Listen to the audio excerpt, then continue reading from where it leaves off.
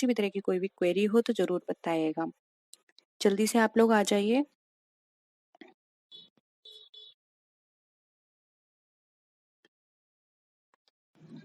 Which of the following organization issues the rules of global trade? World Trade, international monetary fund, world trade organisation या फिर international finance corporation? बताइए।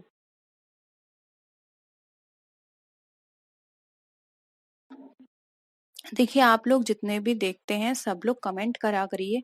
आप लोग comment नहीं करते हैं, लाइक नहीं करते हैं, तो फिर मन नहीं करता। हम लोग इतनी मेहनत कर रहे हैं तो प्लीज थोड़ा सा आप भी करिए।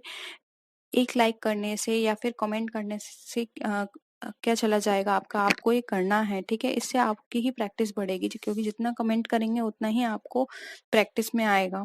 तो कमेंट करिए, लाइक करिए और अपने फ्रेंड्स के साथ भी इसको शेयर कर दिया करिए। देखिए, इसका जो आंसर होगा वो है यहाँ पे option C, world trade organisation. World trade organisation जितने भी ट्रेड रिलेटेड, ग्लोबल ट्रेड से रिलेटेड इश्यूज होते हैं उनको देखती है, ठीक है, और उनके लिए रूल्स बनाती है जिससे कि किसी भी कंट्री का एक्सप्लॉयटेशन ना हो। तो राइट आंसर हो जाएगा सी। नेक्स्ट है, an individual demand curve slopes to the right because of the working of the law of diminishing marginal utility, substitution effect of decrease in price, income effect of fall in price या फिर all of the above? बताइए, जल्दी जल्दी comment करिए और सब लोग करिए। देखिए, राइट आंसर हो जाएगा बी, जो कि है substitution effect of decrease in price.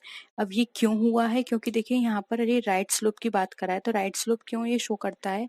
ये इसलिए बताता है कि देखिए, जो किसी प्रोडक्ट की जो भी यूटिलिटी है वो कंज्यूमर्स के लिए क्या है, कंटिन्यूसली डिक्रीजिंग में जाती है। क्यों? जैसे ही हम किसी प्रोडक्ट को परचेस कर लेते हैं तो उसकी यूटिलिटी शुरू में हमारे लिए हाई होती है, फिर जैसे जैसे हम उसको कंज्यूम करना शुरू कर देते हैं या फिर हम उसको हाफ कंज्यूम कर लेते हैं तो उसकी यूटिलिटी हमारे लिए कम होती चली जाती है, ठीक है? तो यहाँ पे ऑप्शन बी राइट आंसर हो जाएगा। नेक्स्ट है,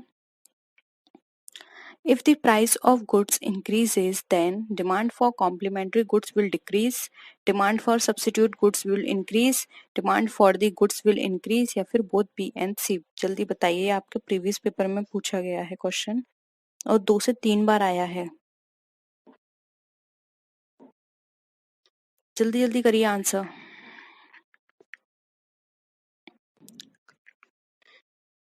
देखिए, यहाँ पर इसका आंसर हो जाएगा डी, जो कि है बोथ बी एंड सी। देखिए, जब भी किसी प्रोडक्ट के प्राइस बढ़ते हैं तो वहां पर जो उसका सब्स्टिट्यूट प्रोडक्ट होता है उसके डिमांड बढ़नी शुरू हो जाती है, क्योंकि लोग स्विच ओवर करना शुरू कर देते हैं।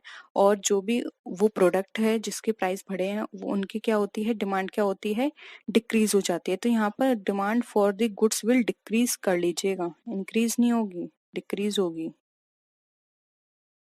ठीक है? बढ़ेगी नहीं, घटती है, ठीक है? उसकी डिमांड तो घटना शुरू हो जाएगी ना।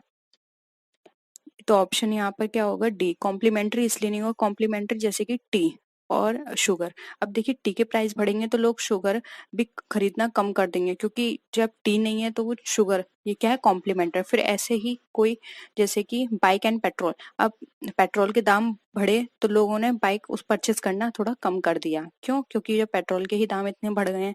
तो ये क्या है, कॉम्प्लीमेंट्री गुड्स हैं, इनकी भी क्या हो जाती हैं, ये भी डिक्रीजिंग में होगी, जबकि इंक्रीज कहा है, इसलिए ऑप्शन गलत है, ठीक है? नेक्स्ट क्वेश्चन है, under perfect competition a firm even after incurring loss continues production till price equal to AC, price equal to AFC, price equal to ABC या फिर प्राइस इक्वल टू टीसी? बताइए। Perfect competition हमने पढ़ रखा है, क्या होता है परफेक्ट कंपटीशन में?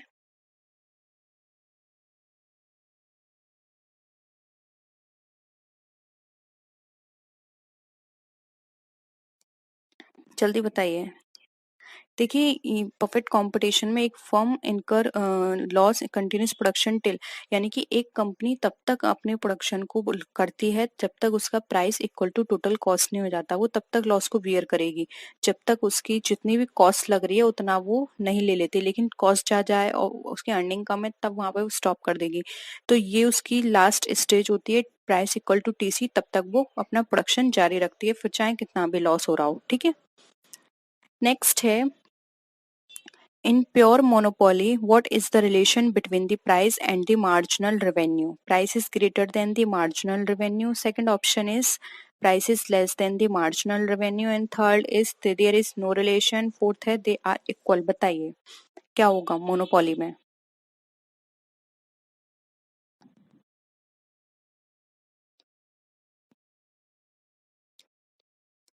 देखिए इतने सारे लोग देख रहे हैं, लाइक भी कर दीजिए बीच बीच में और प्लीज शेयर भी कर दीजिए, क्योंकि ये 1000 की सीरीज काफी लंबी चलेगी।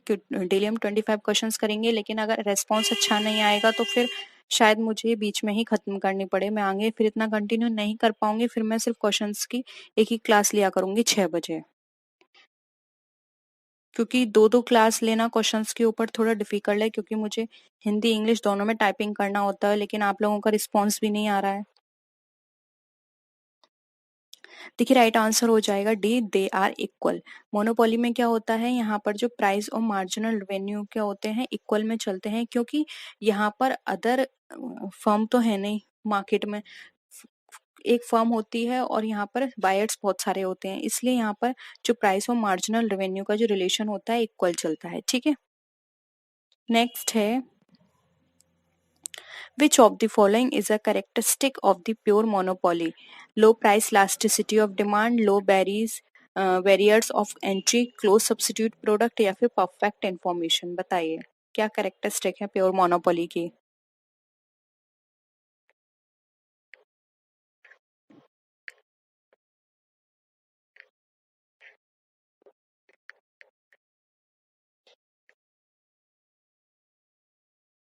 देखिए अभी मैंने आपको बताया था प्योर मोनोपोली में क्या होता है, एक सेलर होता है और मैनी बायर्स होते हैं। तो यहाँ पे जो सब्स्टिट्यूट गुड्स जो होता है वो मार्केट में अवेलेबल नहीं हो पाता, जिसके कारण क्या होता है, डिमांड जो होती है हमारी इलास्टिसिटी और प्राइस की वो क्या होती है, लो होती है, इसलिए ऑप्शन है यहाँ पे करेक्ट हो जाएगा।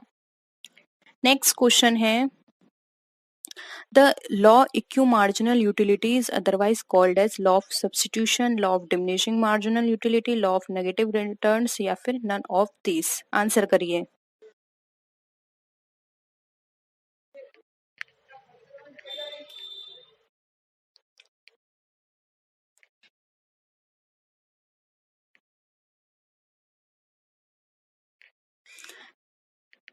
जल्दी बताइए। देखिए आंसर है ए। इसको लॉ ऑफ सब्स्टिट्यूशन और law of cause and effect भी बोलते हैं। इसके अंदर क्या होता है, एक कस्टमर जो होता है वो इस तरह से अपने रिसोर्सेज को एक्सपेंड करता है जिससे कि उसको मैक्सिमम सेटिस्फेक्शन मिले, यानी उसको जो प्रोडक्ट है उसकी से यूटिलिटी उसकी कितनी हो, मैक्सिमम हो, इसलिए वो इस अकॉर्डिंग वो अपनी लास्ट यूनिट जो होता है या लास्ट कंजम्पशन जो है वो इस तरह से करता है अपना। इसलिए यहाँ पे लॉ ऑफ सब्स्टिट्यूशन यहाँ पे राइट आंसर हो जाएगा, यानी कि वो सब्स्टिट्यूशन पे इस तरह से जाता है कि वहां पर उसे ज्यादा से ज्यादा यूटिलिटी मिले, उस सब्स्टिट्यूट पर वो जाता है। नेक्स्ट है what is the name of the Alfred Marshall book, wealth of nation, principle of economics या फिर आ गाइड टू नेशन? एग्जाम में बुक्स बहुत पूछी जाती हैं। ये सारे क्वेश्चंस मैंने 2019, 2018 एंड 2020 इन 3 साल से लिए हैं, यानी कि तीनों साल ये वाले क्वेश्चंस पूछे गए हैं। देखिए राइट आंसर हो जाएगा डी, जो कि है प्रिंसिपल ऑफ इकोनॉमिक्स। ये बुक लिखी थी अल्फ्रेड मार्शल ने, और ये बुक जो है अगर हम बात करें तो पब्लिश हुई थी 1819 में। इस बुक के अंदर ये बताया गया था कि जो हमारे जो इकोनॉमिक कंडीशन है वो कॉन्स्टेंटली चेंज हो रही हैं, और इसमें जो प्राइस है वो डिटरमाइन किया जाता है कॉस्ट और demand simultaneously. Cost of demand से हम प्राइस को देखते हैं कि कितनी कॉस्ट लग रही है और क्या डिमांड आ रही है, क्योंकि किसी भी प्रोडक्ट की अगर डिमांड ज्यादा होगी तो प्राइस उसको बढ़ेंगे, और अगर किसी प्रोडक्ट की डिमांड कम है तो प्राइस उसके कम कर दिए जाएंगे। उसी तरह से अगर कॉस्ट ज्यादा लगी है प्रोडक्ट को बनाने में तो प्राइस भी ज्यादा होंगे, और अगर कॉस्ट कम लगी है प्रोडक्ट को बनाने में तो प्राइस भी कम होंगे। ठीक है, तो इसके अकॉर्डिंग हम प्राइस को डिटरमाइन करते हैं। ठीक है, तो ऑप्शन भी यहाँ पे करेक्ट है।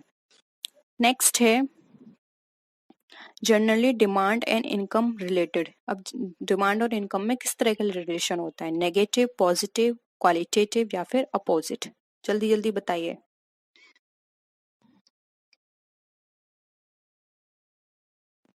राइट आंसर हो जाएगा देखिए बी, पॉजिटिव। क्योंकि देखिए अगर इनकम बढ़ रही है तो डिमांड बढ़ेगी प्रोडक्ट की, और अगर इनकम घट रही है तो डिमांड प्रोडक्ट की कम हो जाएगी, क्योंकि हम अपने इनकम के अकॉर्डिंग ही एक्सपेंस करते हैं और डिमांड करते हैं किसी भी प्रोडक्ट की। फिर क्या है, हम सिर्फ जरूरी प्रोडक्ट की ही डिमांड करेंगे। इसलिए इनकम और डिमांड में क्या होता है, पॉजिटिव रिलेशन होता है। नेक्स्ट है, if the price elasticity of demand is zero, then demand line is parallel of y parallel of x, falling from upper to lower या फिर rising from the bottom। बताइए।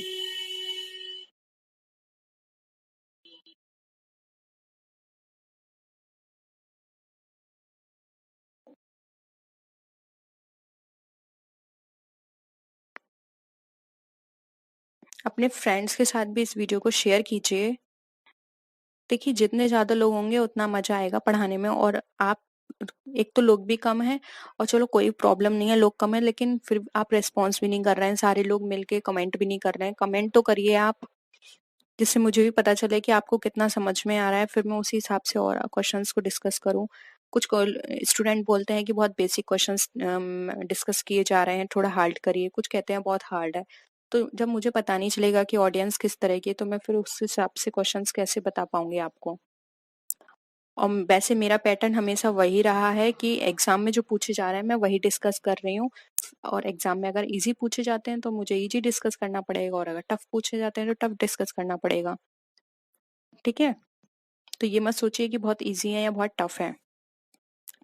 राइट आंसर है इसका ए। देखिए, यहाँ पर जो है price elasticity of demand zero है, तो पैरेलल में ही जाएगी डिमांड लाइन, क्योंकि डिमांड की साइड तो वहां पर उनको मूवमेंट होगा ही नहीं इसका, अ, हमारी जो स्लोप जाएगा उसका, इसलिए यहाँ पे ये पैरेलल ऑफ वाई रहेगी। ठीक है, नेक्स्ट है, elasticity for demand for salt is relatively elastic, relatively elast perfect elastic, unitary elastic या फिर रिलेटिवली इन इलास्टिक। बताइए।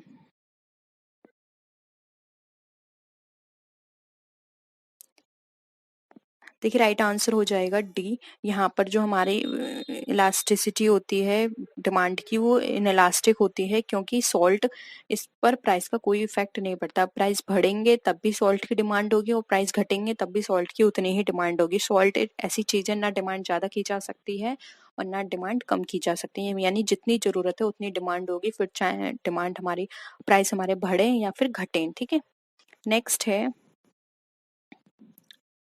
which scholar gave the idea that the utility is measured? Hicks, Pareto, Allen या फिर martial?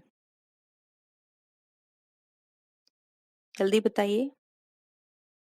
देखिए, इसका जो answer होगा वो होगा डी, मार्शल।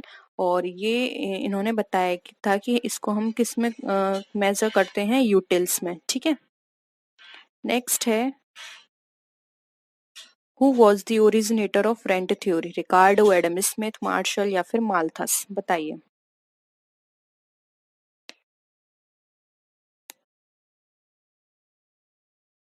देखिए, रेंट थ्योरी दी थी रिकार्डो ने। इन्होंने कहा था कि जब भी हम किसी लैंड को यूज करते हैं तो उसके ओनर को रेंट देना होता है। ठीक है, या फिर जब हम कैपिटल यूज करते हैं तो वहां भी हमें रेंट देना होता है। तो इन्होंने बेसिकली कैपिटल और लैंड की बात की है इस थ्योरी में, और ये थ्योरी दी थी रिकार्डो ने। ठीक है, नेक्स्ट है, which of the following factors does not affect work efficiency in any country? labor union, tradition, education या फिर स्नोफॉल इन अदर कंट्रीज? कौन से फैक्टर है जो वर्क एफिशिएंसी को अफेक्ट नहीं करेंगे?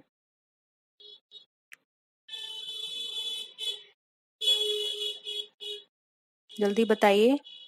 देखिए, यहाँ पर ट्रेड, जो लेबर यूनियन है वो अफेक्ट कर सकती है, अगर वो सेटिस्फाई नहीं है तो वर्क नहीं करेगी। ट्रेडिशन भी इफेक्ट करेगा, क्योंकि हर कोई अपने ट्रेडिशन के अकॉर्डिंग ही कंफर्टेबल होगा काम करने में।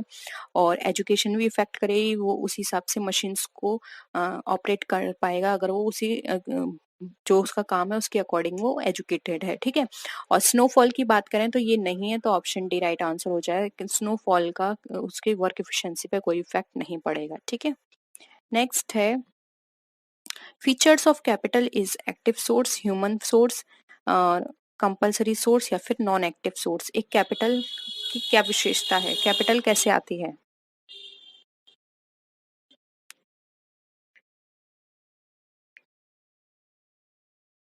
राइट आंसर हो जाएगा देखिए बी, ह्यूमन सोर्स, क्योंकि कैपिटल जो होती है वो मैन मेड होती है, हम क्रिएट करते हैं, उसका क्रिएशन होता है कैपिटल का, एक गॉड गिफ्टेड नहीं होती, इसलिए यहाँ पे option B human source right answer हो जाएगा।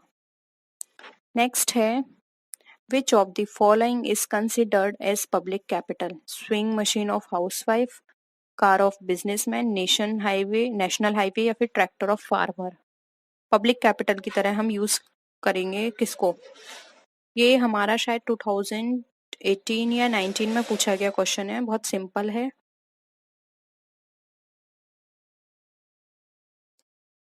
ऑप्शन सी होगा नेशनल हाईवे, ठीक है, सिंपल था इसका आंसर। नेक्स्ट है increment in total utility after consuming extra unit of good is called marginal utility, total utility, average utility या फिर नन ऑफ दिस। बताइए टोटल यूटिलिटी में अगर इंक्रीमेंट होता है after consuming extra unit is of good is called, क्या बोलते हैं? बहुत ही सिंपल है, अगेन ये भी 2018 का क्वेश्चन है। देखिए इसका जो राइट आंसर होगा वो होगा यहाँ पे मार्जिनल यूटिलिटी, उसको मार्जिनल यूटिलिटी बोलते हैं, ठीक है। नेक्स्ट है which of the following curve is not U shape, average cost curve, average fixed cost curve, marginal cost curve या फिर एवरेज चेंजेबल कॉस्ट कर्व। बताइए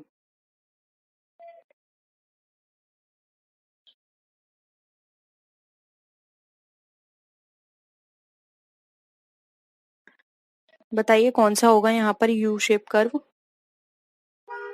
नहीं होगा, ये नहीं पूछा है यहाँ पर, तो आपने ये ग्राफ बनाए होंगे उसके बेसिस पर आपको पता होगा।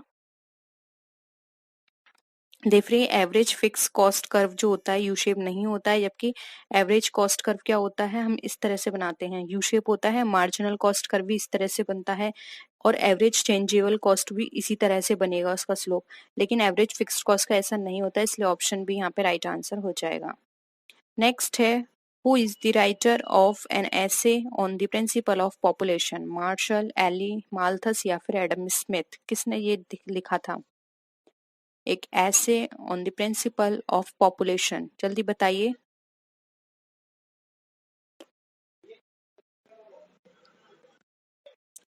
देखिए इसका राइट आंसर हो जाएगा सी, माल्थस। माल्थस ने ये लिखा था, बहुत ही पॉपुलर है ये और एग्जाम में बहुत पूछा जाता है।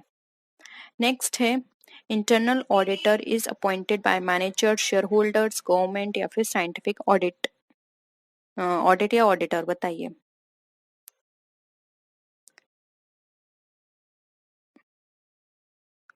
इंटरनल ऑडिटर के बारे में बहुत पूछा जाता है कि अपॉइंट कौन करता है, रिमूव कौन करता है, दोनों के आंसर बताइए। देखिए अपॉइंट की बात करें तो मैनेजर्स होते हैं और रिमूव की बात करें तो ये जनरल मीटिंग में सबकी सहमति से किए जाते हैं, ठीक है। नेक्स्ट है closing entry should be analysed on cost price, on market price, on cost and market which is less या फिर नन ऑफ दीज। बताइए क्लोजिंग जो होती हैं एंट्रीज वो किस कैसे एनालाइज की जाती हैं?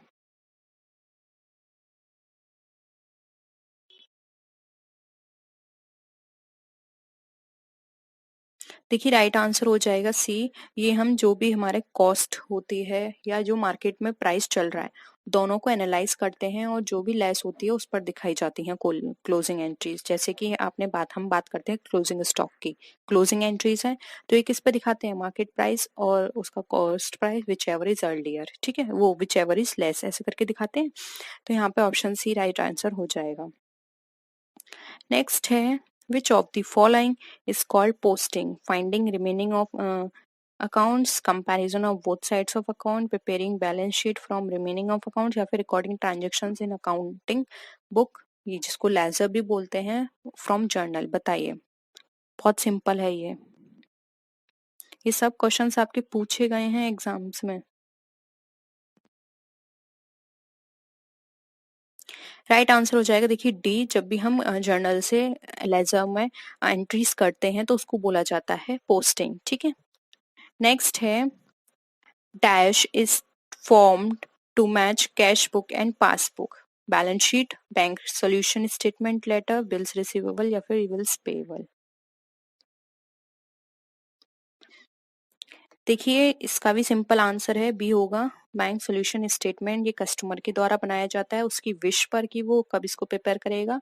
वो ये देखता है कि कैश बुक और पासबुक में बैलेंस मैच हो रहा है या नहीं, ये देखने के लिए वो इस पे को प्रिपेयर करता है। इसको बैंक रिकंसिलिएशन स्टेटमेंट भी कहा जाता है। ठीक है, नेक्स्ट है ideal of filing system depends on capital, production, manufacturing या फिर नेचर ऑफ बिजनेस।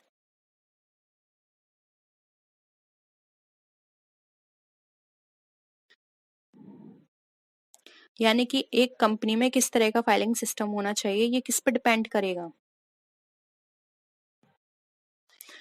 देखिए इसका आंसर हो जाएगा डी, ये डिपेंड करेगा उस कंपनी के नेचर पे। अगर कंपनी में कुछ ऐसा काम होता है जहाँ पे मशीन का काम है या फिर हाईटेक काम है, तो वहां पर हमें फाइलिंग सिस्टम की जरूरत ही नहीं है, हम डायरेक्ट वहां पे एंट्रीज कर देंगे कंप्यूटर में। ठीक है, लेकिन अगर वहां पे पेपर का वर्क ज्यादा होता है तो हमें फाइलिंग सिस्टम रखना पड़ेगा। फिर ट्रांजेक्शन्स बहुत होते हैं, वो भी ओल्ड सिस्टम के बेसिस पर, तब भी फाइलिंग सिस्टम अडॉप्ट करना पड़ेगा। लेकिन न्यू सिस्टम के बेसिस पर वहां पे ट्रांजेक्शन्स होते हैं, यानी कि सारे पेपर वर्क ऑनलाइन होते हैं, तो यहाँ पर हमें फाइलिंग सिस्टम उसी हिसाब से रखना पड़ेगा, छोटा या फिर रखना ही नहीं पड़ेगा।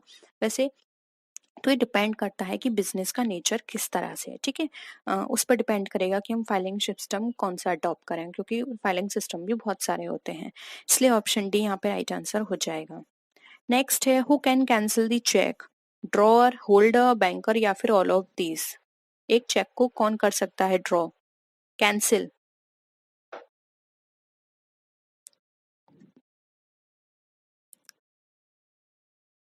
देखिए एक चेक को सिर्फ कैंसिल करने का अधिकार सिर्फ और सिर्फ ड्रॉअर के पास होता है, जिसने उसको लिखा है। ठीक है, वो उसको कैंसिल कर सकता है, इसलिए ऑप्शन ए राइट आंसर हो जाएगा। The board of directors of a joint stock company is selected bye employees, general public, government या फिर शेयर होल्डर्स। बताइए एक जॉइंट स्टॉक कंपनी का बोर्ड ऑफ डायरेक्टर जो है वो कैसे सेलेक्ट किया जाता है या किसके द्वारा, बताइए।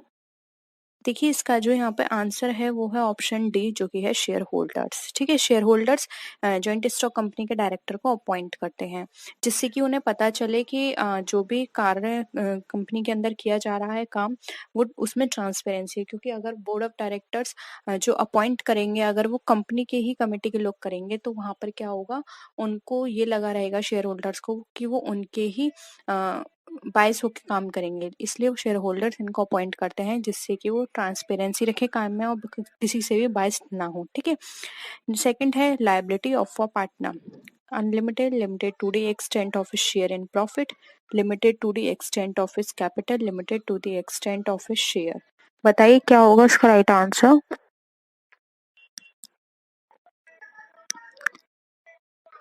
लायबिलिटी ऑफ अ पार्टनर किस तरह की होनी चाहिए।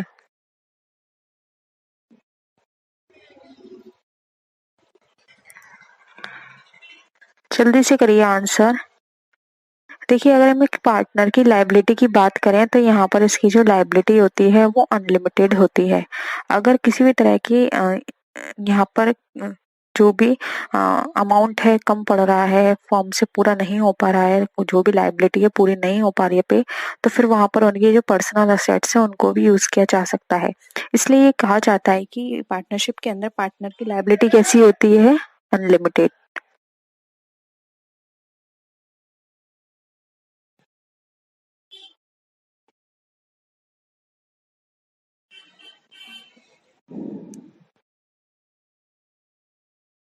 नेक्स्ट है which of the following concept has been propounded by F W. Taylor, committee organisation, functional organisation, line and staff organisation या फिर लाइन ऑर्गेनाइजेशन। बताइए इसमें से कौन सा कॉन्सेप्ट है जो एफ.डब्ल्यू. टेलर ने दिया था। एग्जाम में ये पूछा गया है क्वेश्चन आपके।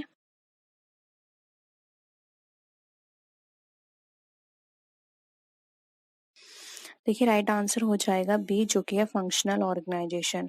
एफ.डब्ल्यू. टेलर ने दिया था ये फंक्शनल ऑर्गेनाइजेशन का कॉन्सेप्ट, जिसमें फंक्शंस के अकॉर्डिंग ऑर्गेनाइजेशंस बनती हैं और उस बेसिस पे काम किया जाता है। ठीक है, नेक्स्ट है SDRS यानी कि स्पेशल ड्राइंग राइट्स क्या है। एक लायबिलिटी है, पेपर गोल्ड है, असेट है या फिर इंटरनेशनल यूनिट ऑफ करेंसी है। बताइए।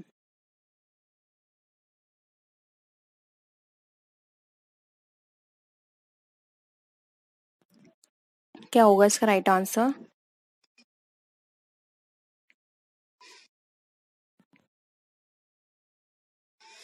इसका राइट आंसर हो जाएगा बी, ये एक पेपर गोल्ड है, ठीक है। इसको रखा जाता है एज अ डिपॉजिट।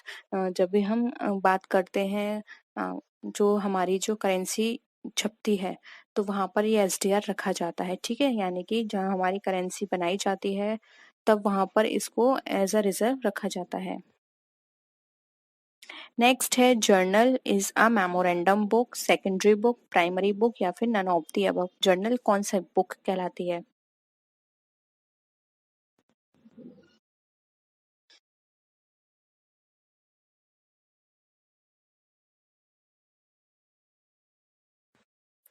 देखिए इसका राइट आंसर है सी, जर्नल जो होती है वो प्राइमरी बुक होती है, क्योंकि जब भी ट्रांजेक्शन्स होते हैं किसी फॉर्म के अंदर, तो सबसे पहले जर्नल में रिकॉर्ड किए जाते हैं, उसके बाद फिर उनकी पोस्टिंग होती है लेजर में, फिर ट्रायल बैलेंस में, और फिर ट्रायल बैलेंस से बनता है प्रॉफिट एंड लॉस और बैलेंस शीट, ठीक है। तो ऑप्शन सी यहाँ पे हमारा राइट आंसर है। नेक्स्ट क्वेश्चन है बैंक रिकंसिलिएशन स्टेटमेंट इज। देखिए बैंक रिकंसिलिएशन स्टेटमेंट से क्वेश्चन बहुत आता है, और ये सिर्फ 2 से 3 क्वेश्चन है जो कि घुमा घुमा के पूछे जाते हैं। एक है कि बैंक रिकंसिलिएशन स्टेटमेंट कौन प्रिपेयर करता है, इस तरह से क्वेश्चन आता है, लेकिन यहाँ पर ये है ऑप्शन में दे दिया, जैसे कि a part of cash book, a part of passbook, statement prepared by bank या फिर स्टेटमेंट प्रिपेयर्ड बाय कस्टमर। बताइए।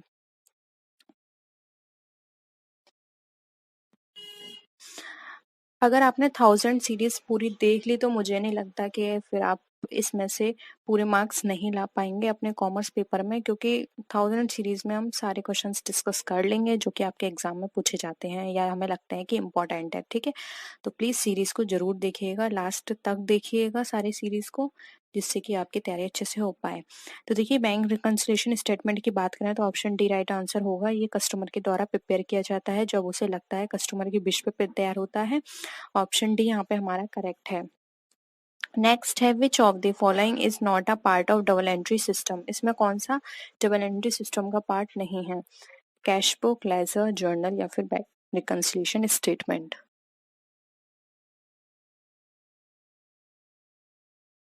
जल्दी से आंसर करिए इसका।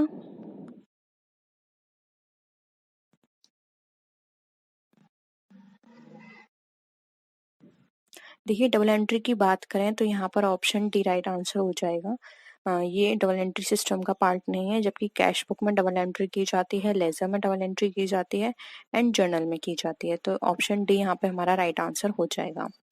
नेक्स्ट क्वेश्चन है current liabilities include bills payable, creditors, outstanding expenses या फिर ऑल ऑफ दीज। बताइए।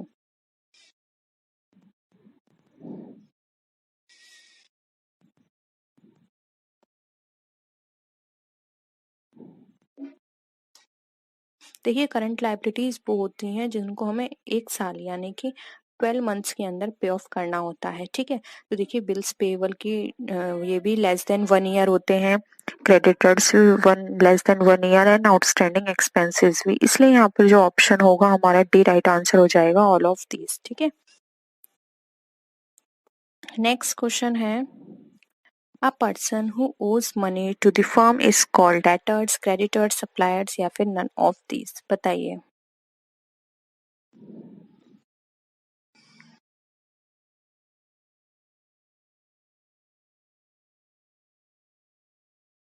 हु ओज द फर्म की बात की गई है, तो यहाँ पे बी राइट आंसर हो जाएगा क्रेडिटर, क्योंकि अब वो क्या है, हमारी रेस्पॉन्सिबिलिटी है और हमारी लाइबिलिटी है उसको पेमेंट करना, तो ऑप्शन बी यहाँ पे करेक्ट है।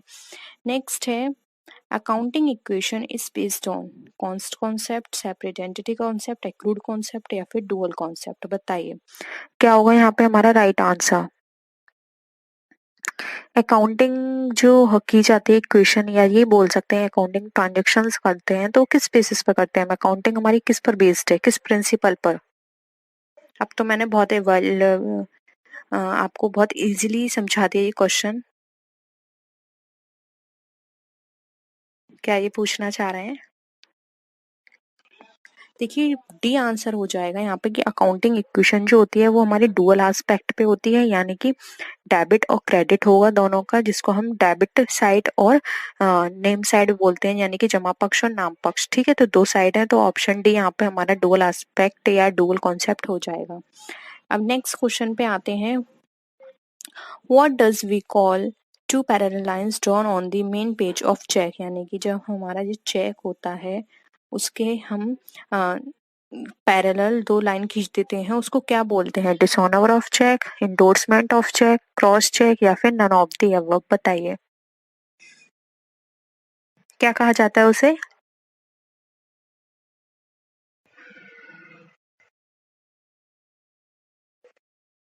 देखिए इसको कहा जाता है सी, क्रॉस चेक। मेन इसका पर्पस होता है क्रॉस चेक का, जो भी फ्रॉड हो रहे हैं उनको रोकना। ठीक है, नेक्स्ट क्वेश्चन पे आते हैं। विच of the following is responsibility of trade? Debtor, withdrawal, creditor या फिर रिसिप्ट बिल? व्यापार की जिम्मेदारी इसमें से कौन होता है? बताइए क्या होगा इसका राइट आंसर?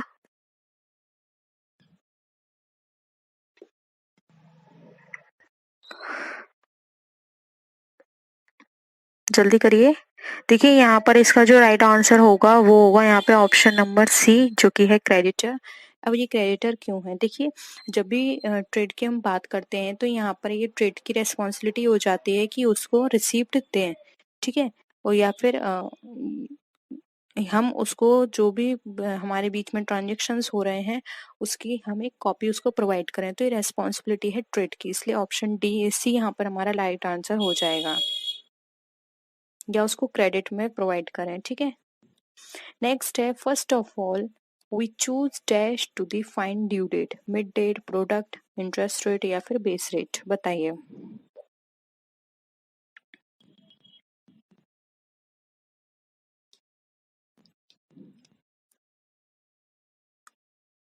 जब भी हम ड्यू डेट फाइंड आउट करते हैं तो सबसे पहले कौन सी डेट हम लेते हैं इसको निकालने के लिए?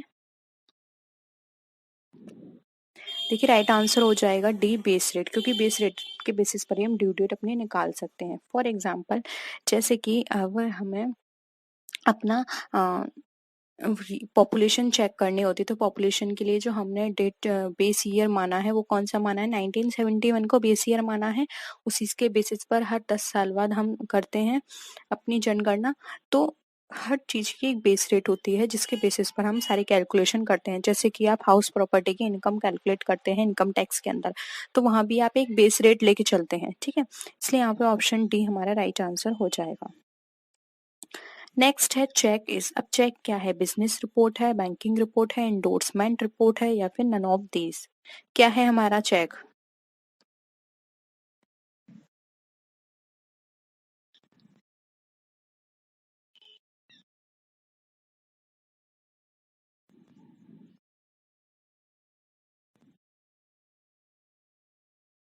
राइट आंसर है सी, इंडोर्समेंट रिपोर्ट। क्योंकि चेक क्या होता है, एक बैंक को लिखा जाता है कि वो इतना अमाउंट, एक पर्टिकुलर अमाउंट एक पर्टिकुलर डेट को पेमेंट कर दे एक पर्टिकुलर पर्सन को, तो ये क्या है? इंडोर्स का काम कर रही है, इसलिए हम चेक को इंडोर्समेंट रिपोर्ट बोलते हैं। ऑप्शन सी यहाँ पे हमारा करेक्ट हो जाएगा।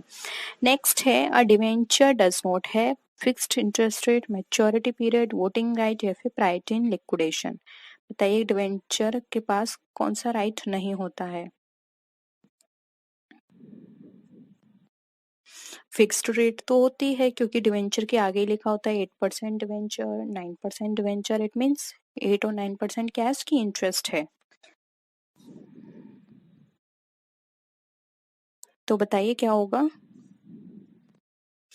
देखिए यहाँ पर राइट आंसर हो जाएगा सी, वोटिंग राइट्स। एक डिवेंचर को वोटिंग राइट नहीं होता है। वोटिंग राइट किसको होता है? सिर्फ और सिर्फ इक्विटी शेयर होल्डर्स को। ठीक है, तो यहाँ पे ऑप्शन सी हमारा राइट आंसर हो जाएगा। और प्रायोरिटी इन लिक्विडेशन किसको होता है? ये होता है हमारी प्रेफरेंस शेयर होल्डर को। और डिवेंचर को भी होता है, क्योंकि वहां पे फिक्स है उसकी इंटरेस्ट रेट, इसलिए प्रायोरिटी उसे भी मिलती है। नेक्स्ट है debentures are traded in stock exchange, money market, commodity exchange या फिर ऑल ऑफ दीज? डिवेंचर हमारे कहाँ पे ट्रेड किए जाते हैं? यानी कि डिवेंचर का ट्रांजेक्शन, या हमें सेल करना हो अपने डिवेंचर्स या फिर उनको परचेस करना हो, ये ट्रांजेक्शन्स कहाँ किए जाएंगे?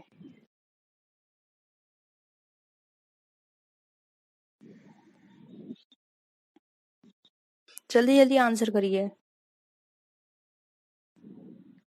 राइट आंसर हो जाएगा ए, जो कि है स्टॉक एक्सचेंज। एक डिवेंचर ट्रेड किया जाएगा स्टॉक एक्सचेंज के अंदर, क्योंकि स्टॉक एक्सचेंज में डिवेंचर इक्विटी का ही हम शेयर वो ट्रांजेक्शन्स करते हैं, उनको सेल और परचेस करेंगे वहां पर। नेक्स्ट क्वेश्चन है, certificate of deposit can be issued for a maximum period of. अब जो सर्टिफिकेट ऑफ डिपॉजिट है उसका मैक्सिमम मैच्योरिटी पीरियड कितना होता है?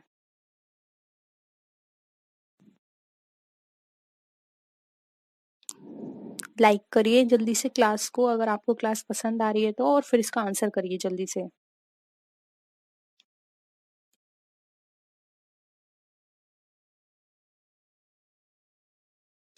राइट आंसर हो जाएगा सी, 12 मंथ्स, क्योंकि ये लेस देन 1 ईयर के होते हैं, इसलिए इनका मैक्सिमम मैच्योरिटी पीरियड 12 मंथ्स होता है। ठीक है। नेक्स्ट है, certificate of deposit can be issued for a minimum period. अभी हमने मैक्सिमम पीरियड बात करी थी, अब मिनिमम पीरियड 6 है, 7 है, 8 है या फिर 15 है, कौन सा है?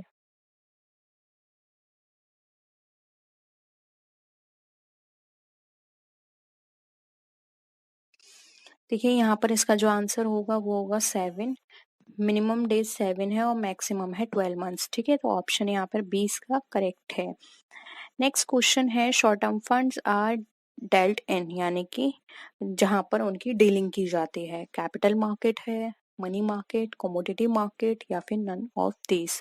कहाँ पे शॉर्ट टर्म फंड्स की डीलिंग होती है?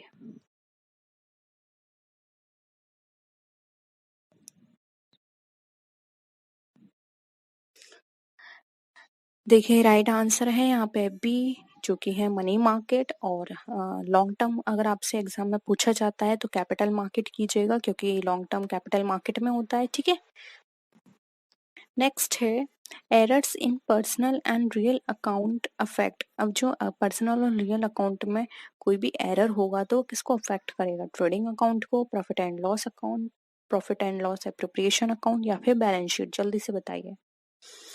आप ये आंसर इसलिए भी ऐसे भी कर सकते हैं, आपको ये पता होना चाहिए कि पर्सनल और रियल अकाउंट कौन कौन से होते हैं और वो कहाँ कहाँ शो किए जाते हैं, और वो जहाँ जहाँ शो किए जाएंगे वहीं उनका इफेक्ट पड़ेगा। ठीक है।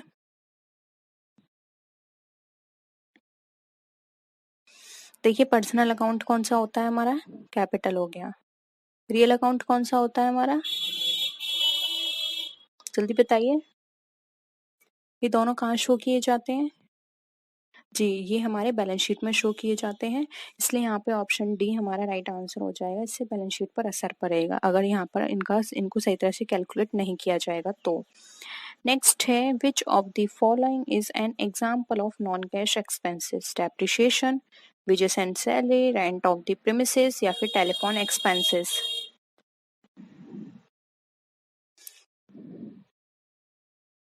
बताइए। नॉन कैश एक्सपेंसेस कौन सा है? देखिए राइट आंसर हो जाएगा यहाँ पे ए, क्योंकि देखिए वेजो और सैलरी देंगे, कैश का यहाँ पे काम हो रहा है। ठीक है। रेंट देंगे, कैश का काम हो रहा है। टेलीफोन एक्सपेंस करेंगे, कैश का काम हो रहा है। लेकिन डेप्रिसिएशन में क्या है, सिर्फ हमें क्या है, प्रोविजन बनाना होता है और उसको यहाँ पर रिकॉर्ड करना होता है, या फिर उसमें से बस माइनस या लेस करना होता है। हमारा कुछ भी यहाँ पर कैश यूज नहीं हुआ, इसलिए ऑप्शन ए क्या है हमारा, डेप्रिसिएशन राइट आंसर हो जाएगा। क्योंकि यहाँ पर सिर्फ हमें डेप्रिसिएशन के लिए ट्रीटमेंट करना पड़ रहा है, हमें कोई भी अमाउंट यहाँ पे खर्च नहीं करना पड़ रहा है। ठीक है, इसलिए ये भी नॉन कैश एक्सपेंसेस है। नेक्स्ट है, inventory turnover ratio measures the relationship of inventory with, यानी कि जो हम इन्वेंट्री टर्नओवर रेशियो निकालते हैं तो इन्वेंट्री का किससे रिलेशन दिखाते हैं? एवरेज सेल से, कॉस्ट ऑफ गुड सोल्ड से, टोटल परचेस या फिर टोटल असेट से?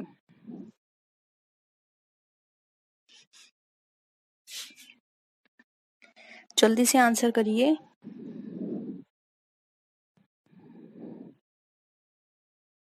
राइट आंसर हो जाएगा, देखिए यहाँ पे option B, cost of good sold. ठीक है, इनका relation cost of good sold के साथ दिखाया जाता है, जिससे हम इन्वेंट्री टर्नओवर रेशियो अपना निकाल पाते हैं। नेक्स्ट क्वेश्चन है, as per companies act 2013 a company can be formed even with one person, with not less than two person, with a minimum of 7% या फिर विद अ मिनिमम ऑफ 50%? बताइए।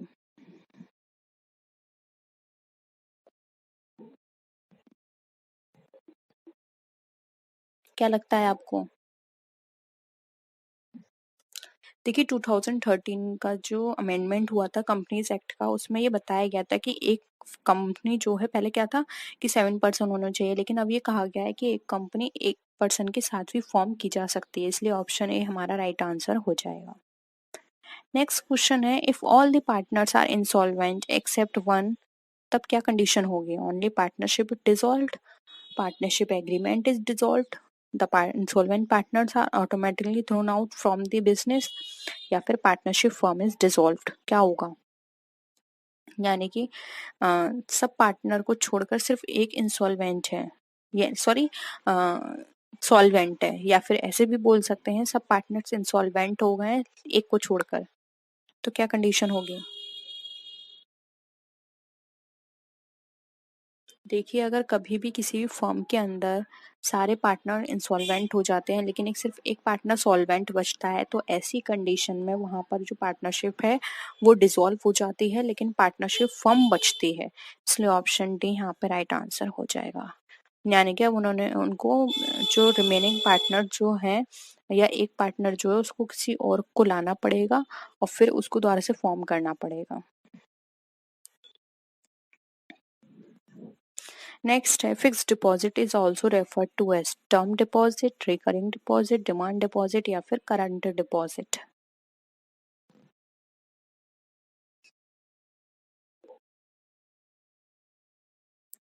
जल्दी करिए आंसर इसका।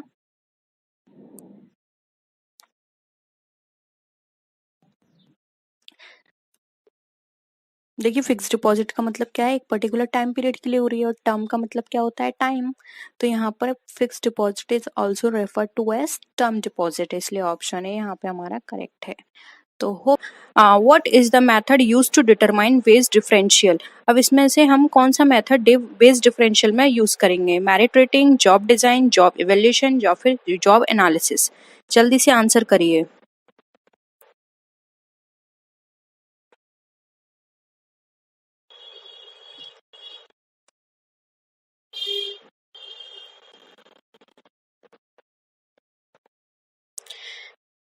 देखिए, राइट आंसर हो जाएगा ए, जो कि हमारा merit rating. Job design, job evaluation and job analysis ये कोई हमारा वेज डिफरेंशियल के मेथड नहीं है, ठीक है।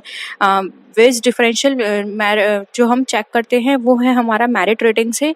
हमारे जो वैसे डिफरेंट हमारे पास मेथड हैं जिससे हम अपने वेज को कैलकुलेट कर सकते हैं कि किसको कितना वेज देना है, जैसे कि मिनिमम वेज रेट हो गया, एवरेज वेज रेट हो गया, मैक्सिमम वेज रेट हो गया, यानी कि हमें उन्हें किस हिसाब से वेज प्रोवाइड करनी है, ठीक है। तो यहाँ पर मेरिट रेटिंग हमारा आंसर सही होगा। नेक्स्ट क्वेश्चन है, which of the following statement is false? यानी कि इसमें से आपको बताना है कौन सा स्टेटमेंट फॉल्स है। फर्स्ट है, closing stock given in the trial balance is shown in the profit and loss account. Second है, depreciation affects the value of the assets. Third है हमारा, interest on drawings is an income for business. And fourth है हमारा, net profit is a liability of to the concern. बताइए कौन सा option इसमें हमारा फॉल्स है।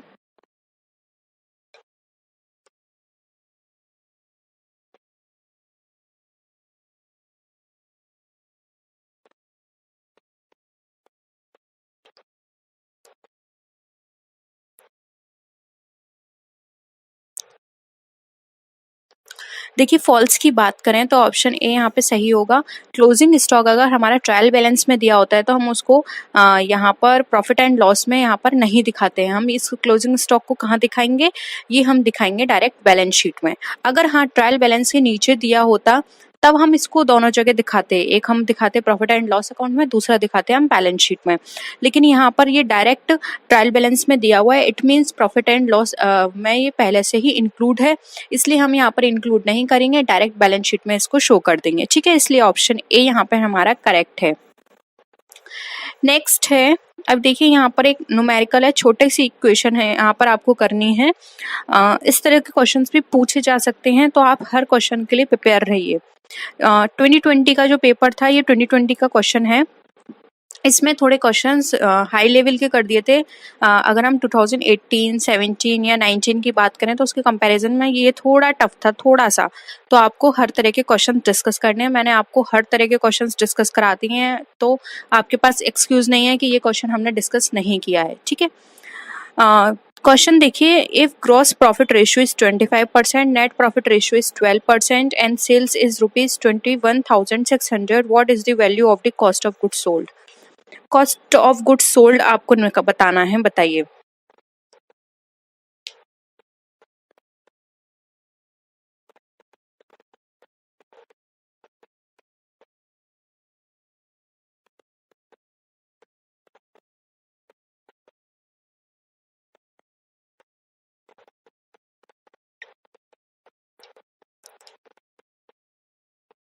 सॉल्व करिए, फिर मैं करती हूँ सॉल्व।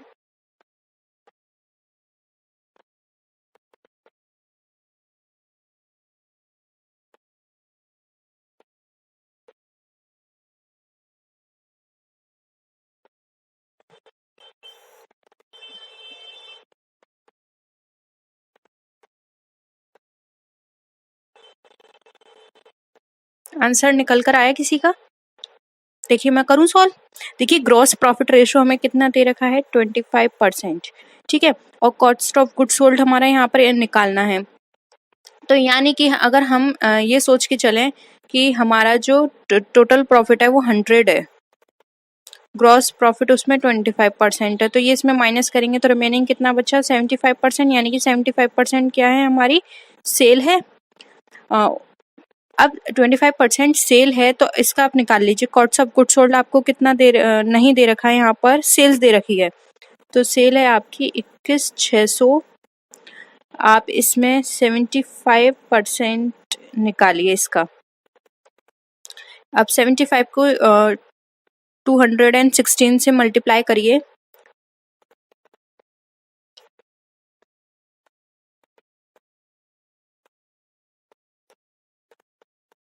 देखिए आपका आंसर निकल कर आ जाएगा 16,200। यानी कि कॉस्ट ऑफ गुड्स सोल्ड आपकी कितनी आ गई, 16,200, ठीक है।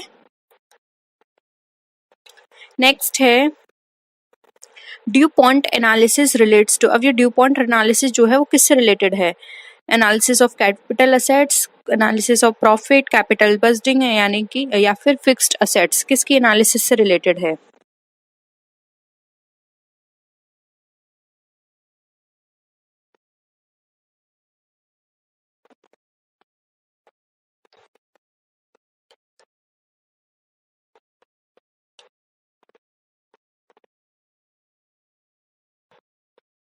आंसर करिए जल्दी।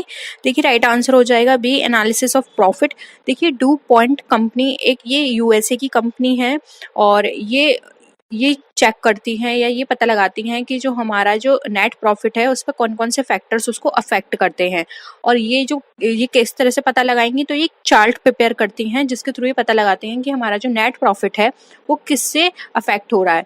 तो ये जो चार्ट है उसको हम बोलते हैं ड्यू पॉइंट चार्ट।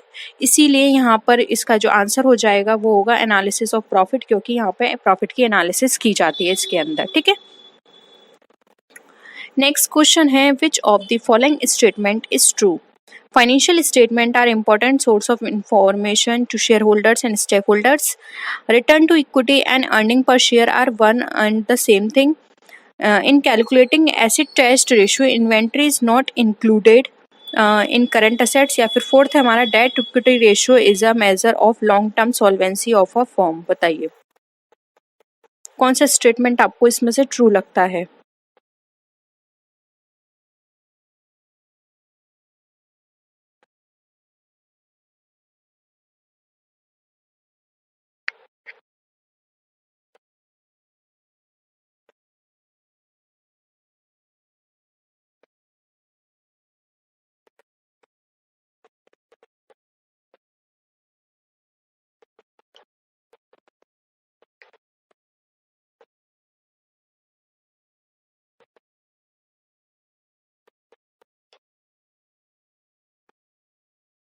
आंसर करिए जल्दी।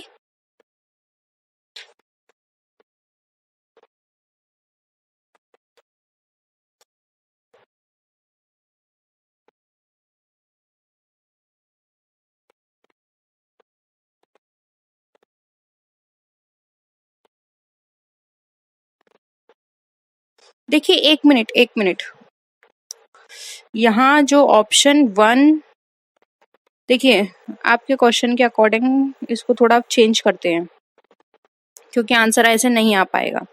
इज नॉट ट्रू कर लीजिएगा।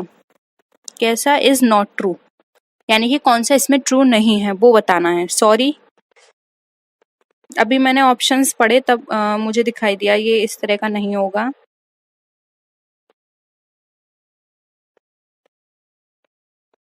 अब बताइए, आपको इसमें से बताना है कौन सा ट्रू नहीं है।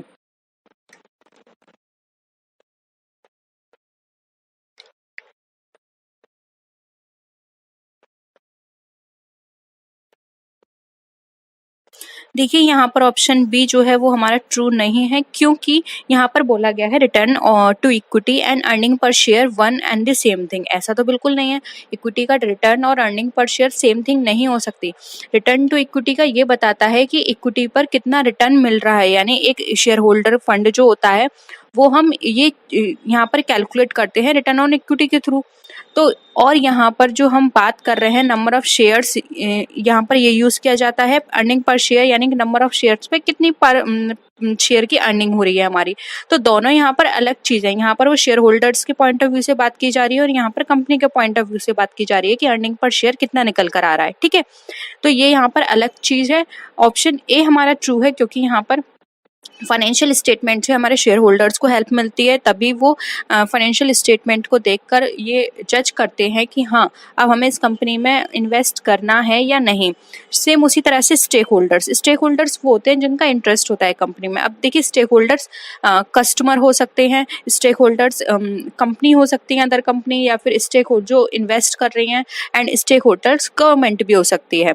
अब एंड थर्ड भी हमारा सही है, क्योंकि asset turn ratio inventory is not included in current assets.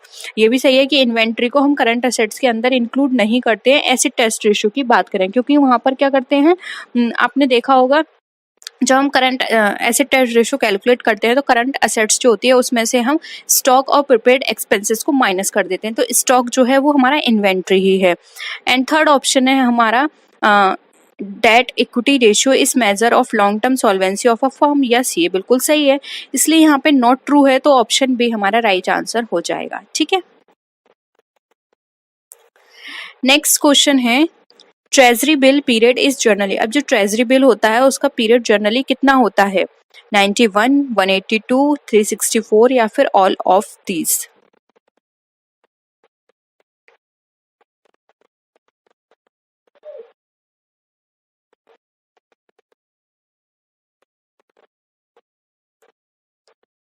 जल्दी से आंसर करिए, ये तो बहुत सिंपल है।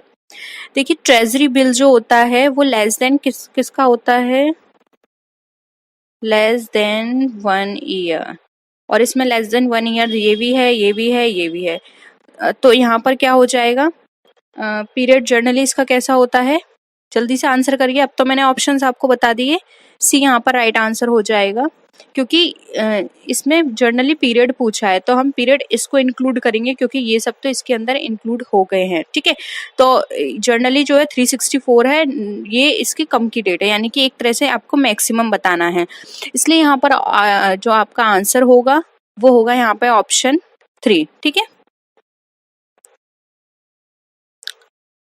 नेक्स्ट है which one is not a money market, treasury bill, bill of exchange, commercial paper या फिर बॉन्ड।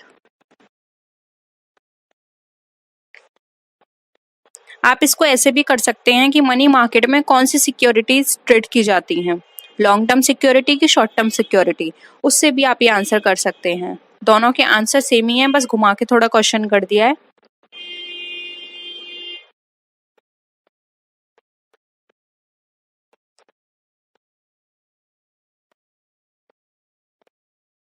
देखिए यहाँ पे नोट पूछा है, तो treasury bill less than 1 year है और मनी मार्केट में शॉर्ट टर्म होता है, तो ये तो कट गया। बिल ऑफ एक्सचेंज भी शॉर्ट टर्म है, लेस देन 1 ईयर, तो ये भी कट गया। Commercial paper again less than 1 year है, तो ये भी कट गया, क्योंकि ये सब शॉर्ट टर्म वाले हैं और मनी मार्केट में शॉर्ट टर्म जाता है और इसमें नहीं पूछा है, तो ऑप्शन हो जाएगा बी बॉन्ड, क्योंकि ये जो बॉन्ड है वो मोर देन 1 ईयर है और इसका जो ट्रेड किया जाता है वो किस में किया जाता है, कैपिटल मार्केट में। ठीक है, किसमें? कैपिटल मार्केट में। तो ऑप्शन यहाँ पर आपका डी करेक्ट हो जाएगा। नेक्स्ट है When a right to purchase securities is given it is known as, यानी कि जब एक राइट दे दिया जाता है सिक्योरिटीज को परचेस करने का मार्केट में तो उसको क्या बोलते हैं? Call option, put option, call and put option या फिर ऑल ऑफ दीज?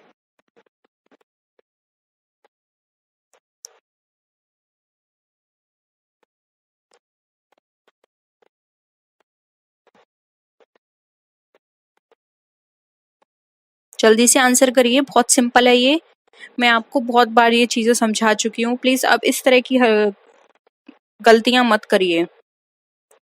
देखिए राइट आंसर हो जाएगा ए।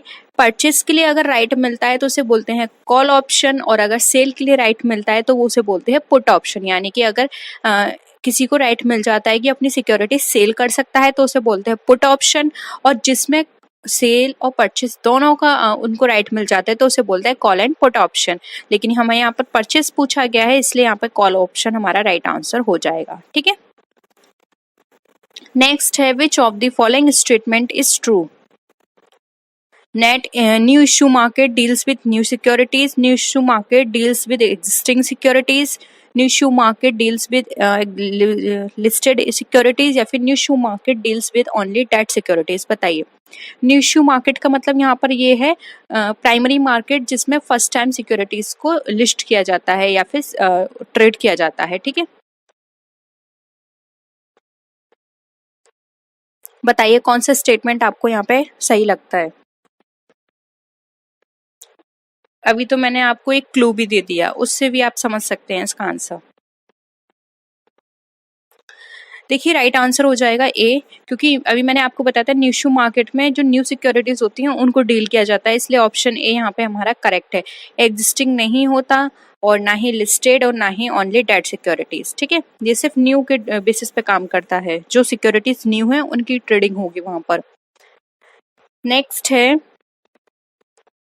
The balance of trade refers to income received minus income payment on investment, the balance of unilateral transfer, merchandise export plus service export, merchandise export minus merchandise imports। बताइए।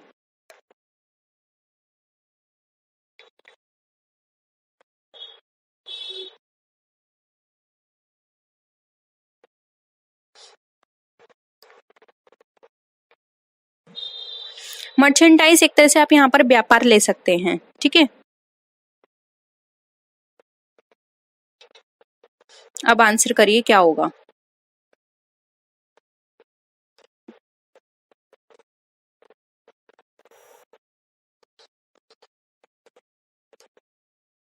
क्या लगता है इसको, इसका answer आपको? Simple है, आप बहुत बार कर चुके हैं इस तरह के क्वेश्चंस।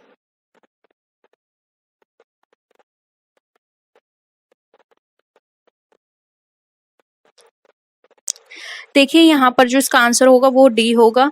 जब हमारा एक्सपोर्ट और इंपोर्ट इनकी यहाँ पे रिलेशनशिप देखी जाती है, यानी कि एक्सपोर्ट में से माइनस किया जाता है इंपोर्ट को, तो उसको बोलते हैं बैलेंस ऑफ ट्रेड। और हमारे इंडिया का बैलेंस ऑफ ट्रेड हमेशा कैसा रहता है? नेगेटिव रहता है। ठीक है, यानी कि एक्सपोर्ट ज्यादा रहता है, इंपोर्ट कम रहता है। ठीक है, सॉरी इंपोर्ट ज्यादा रहता है और एक्सपोर्ट कम रहता है, जबकि होना क्या चाहिए? एक्सपोर्ट ज्यादा होना चाहिए जिससे कि फॉरेन करेंसी हमारे पास आए, लेकिन ऐसा नहीं हो पाता। हम लोग इंपोर्ट ज्यादा करते हैं और एक्सपोर्ट कम करते हैं। ये अलग इश्यू है कि ऐसा क्यों होता है, क्यों क्या क्या रीजन है इसके। लेकिन यहाँ पर जो बैलेंस ऑफ ट्रेड है इसका राइट आंसर हो जाएगा डी। मर्चेंडाइज एक्सपोर्ट माइनस करते हैं जब मर्चेंडाइज इंपोर्ट से, तो वहां पर हमारा बैलेंस ऑफ ट्रेड निकल कर आता है। ठीक है, नेक्स्ट क्वेश्चन है which statement about GDP is correct? अब जीडीपी में के अकॉर्डिंग कौन सा स्टेटमेंट हमारा यहाँ पे करेक्ट होता है?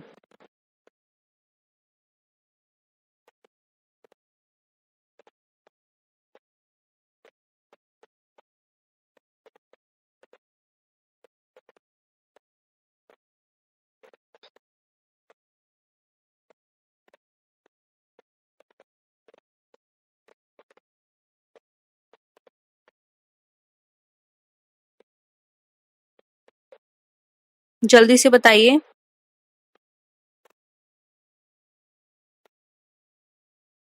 देखिए एक्स का मतलब यहाँ पे गुड से है, एम का मतलब सर्विस से है।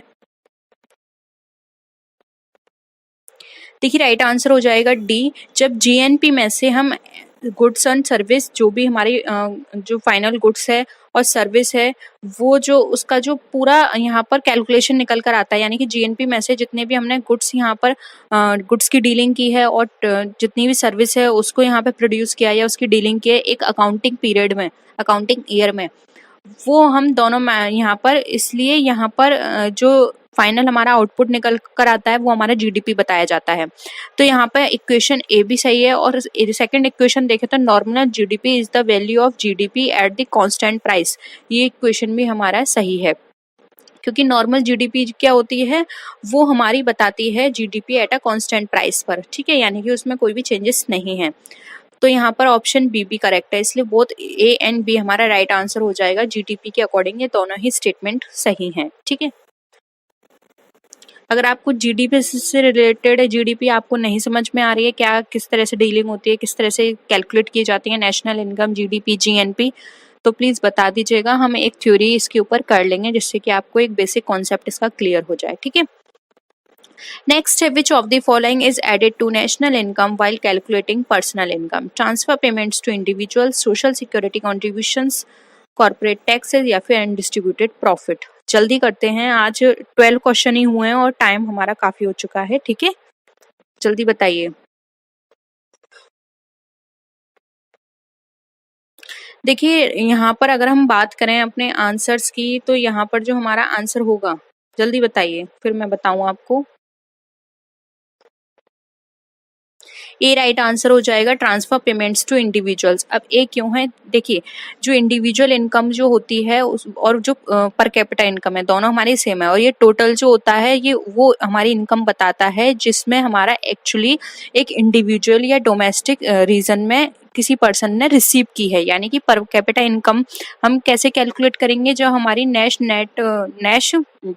नेट नेशनल प्रोडक्ट जो है उसमें से undistributed profit, social welfare donation, ये हम माइनस कर देंगे, और साथ में अगर इसमें हम transferable income, interest on public loans, इसको प्लस कर देंगे, तब हमारी पर कैपिटा इनकम निकल कर आएगी, ठीक है। तो यहाँ पे ट्रांसफर पेमेंट्स टू इंडिविजुअल्स ही हमारा राइट आंसर हो जाएगा। इन शॉर्ट आप इसको ऐसे समझ सकते हैं, पर कैपिटा इनकम वो इनकम होती है जिसमें एक पर्सन अपने सारे खर्चों को निकालने के बाद जो उसके पास बचता है, ठीक है, यानी एक इंडिविजुअल की क्या इनकम है वो। नेक्स्ट है, if marginal utility is zero, total utility is maximised, an additional unit of consumption will decrease total utility, an additional unit of consumption will increase total utility, या फिर बोथ ए एंड बी, बताइए।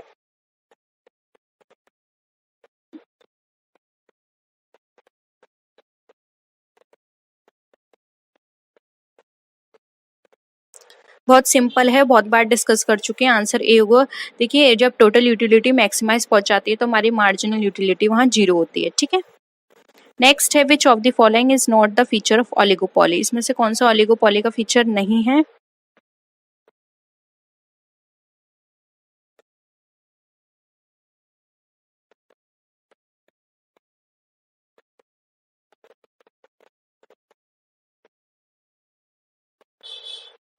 Answer करिए जल्दी।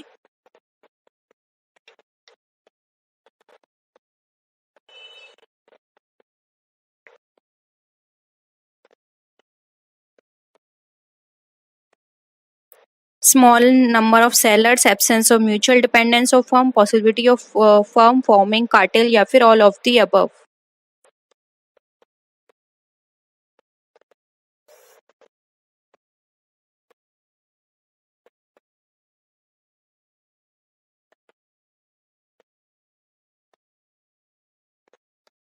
देखिए right answer हो जाएगा यहाँ पर option C, possibility of firm forming cartel, क्योंकि possibility of firm forming cartel ये इसका फीचर नहीं है, जबकि स्मॉल नंबर ऑफ सेलर्स की बात करते हैं, यहाँ पर हम म्यूचुअल डिपेंडेंस की बात करते हैं कि उसका यहाँ पे एब्सेंस है, इसलिए यहाँ पे ऑप्शन सी राइट आंसर होगा, ये ओलिगोपॉली का फीचर नहीं होता है। नेक्स्ट क्वेश्चन पे आते हैं, according to law of diminishing marginal utility, total utility is at increasing is at a maximum with the first unit, second है increasing units of consumption increase the marginal utility, third है total utility will rise at a falling rate as more units are consumed, and fourth है हमारा marginal products will fall as more units are consumed. बताइए।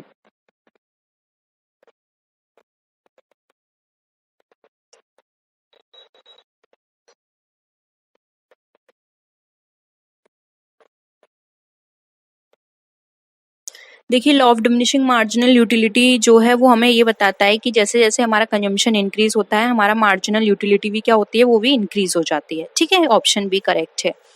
Next है which of the following statement related to perfect competition is not correct. First है the price elasticity of demand is infinity, AR is equal to MR, buyers have perfect knowledge of market, firms earn supernormal profit in long run। बताइए।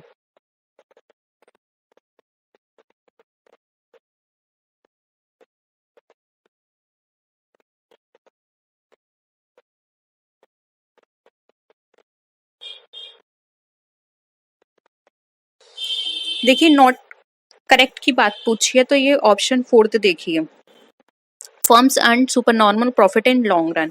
ये बिल्कुल गलत है, क्योंकि देखिए perfect competition के अंदर ये इस तरह का मार्केट होता है जहाँ पे नंबर ऑफ सेलर्स क्या होते हैं, नहीं होते, यानी कि नो नंबर ऑफ सेलर्स।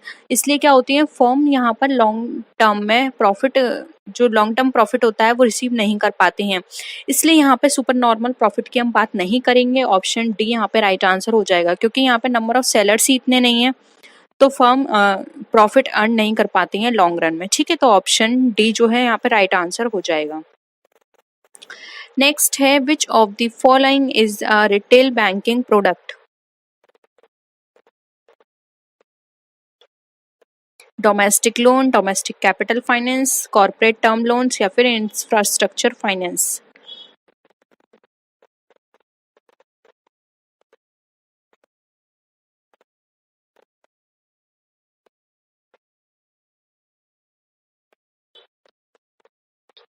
देखिए, इसका राइट आंसर होगा ए, डोमेस्टिक लोन्स, क्योंकि रिटेल बैंकिंग को हम कंज्यूमर बैंकिंग भी बोलते हैं। ये एक मास मार्केटिंग का एक प्रोडक्ट है, मास मार्केट बैंकिंग का। इसके अंदर इंडिविजुअल कस्टमर अपने लोकल ब्रांचेस से लार्ज कमर्शियल बैंक्स जो होती हैं उनकी लोकल ब्रांचेस को यूज़ करते हैं, उनकी सर्विस और लेते हैं, जैसे कि checking accounts, mortgage, personal loans, debit credit cards और सर्टिफिकेट ऑफ डिपॉजिट, इस तरह की चीज़ें लेते हैं। इसलिए यहाँ पे डोमेस्टिक लोन्स आ जाएगा। ठीक है। नेक्स्ट है in the field of banking sector what is the full form of ECS. Banking sector के फॉर्म में आपको बतानी है। बताइए।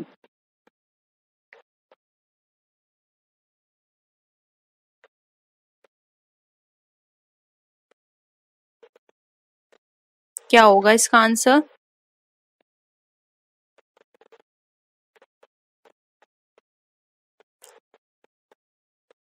राइट आंसर हो जाएगा डी, इलेक्ट्रॉनिक क्लियरिंग सर्विस। ये रिजर्व बैंक प्रोवाइड करती है इस तरह की सर्विस को। फास्टर पेमेंट के रिगार्डिंग है, जो फास्टर पेमेंट की बात हो या कलेक्शन की बात हो, ईसीएस जो है वो पे, इंटरेस्ट, डिविडेंड्स, मतलब पेमेंट करने के लिए, इंटरेस्ट देने के लिए, डिविडेंड्स के लिए, इस तरह के लिए ज़्यादा यूज़ किया जाता है। ठीक है।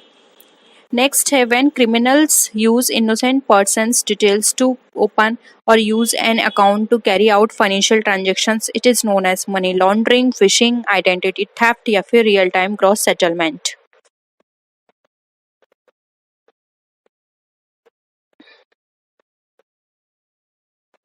देखिए, इसको बोलते हैं फिशिंग। फिशिंग के अंदर आपके पर्सनल इन्फॉर्मेशंस को यूज़ किया जाता है फाइनेंशियल ट्रांजैक्शंस के लिए। जब भी आप किसी की भी साइट से फाइनेंशियल ट्रांजैक्शंस करते हैं तो वहाँ पर आप अपना इन्फॉर्मेशंस वहाँ पे डालते हैं, जैसे कि एटीएम की सारी वहाँ पे पूछा जाता है आपसे, आपके कार्ड के नंबर, आपका नाम। तो इस तरह की चीज़ें क्या होती हैं, थर्ड पार्टी या फिर जो हैकर्स होते हैं वो वहाँ पर आपको क्या कर लेते हैं, हैक कर लेते हैं वो सारी इन्फॉर्मेशंस। फिर आपको कॉल करके या फिर किसी भी तरह से वो आपके अकाउंट जो होता है उसको वहाँ पर यूज़ करते हैं। तो ये हमारी फिशिंग कहलाती है। नेक्स्ट है the international bank for reconstruction and development, यानी कि वर्ल्ड बैंक जो है वो कब स्टैब्लिश किया गया था?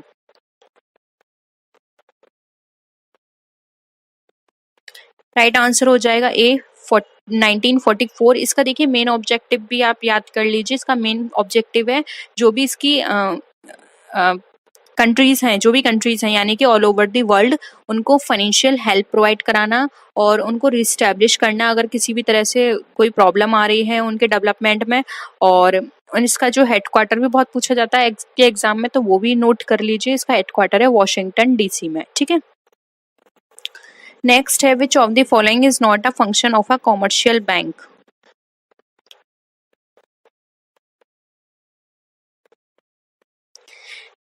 जल्दी बताइए, बहुत सिंपल है।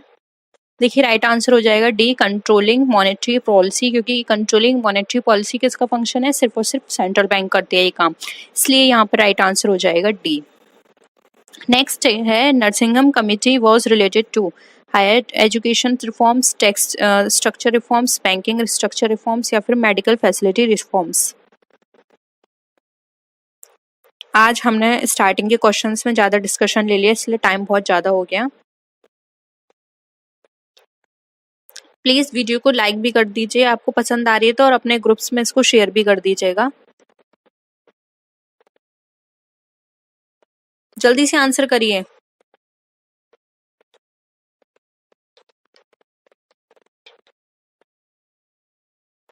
देखिए यहाँ पर अगर हम बात करें तो आंसर हो जाएगा सी, बैंकिंग स्ट्रक्चर रिफॉर्म से रिलेटेड है ये।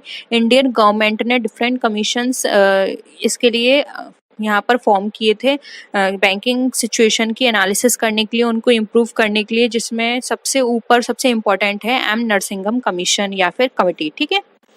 नेक्स्ट है X Y and Z are partner sharing profits and losses in the ratio of 1/5, 1/3 and 7/15 respectively. Z retired and his share was taken by X and Y in the ratio of 3:2. What will be the new ratio? मैं इस questions को आपको पहले करा चुकी हूँ।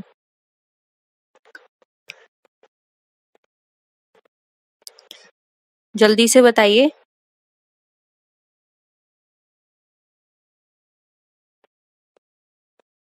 मैं ये आपको एक होमवर्क दूं क्वेश्चन?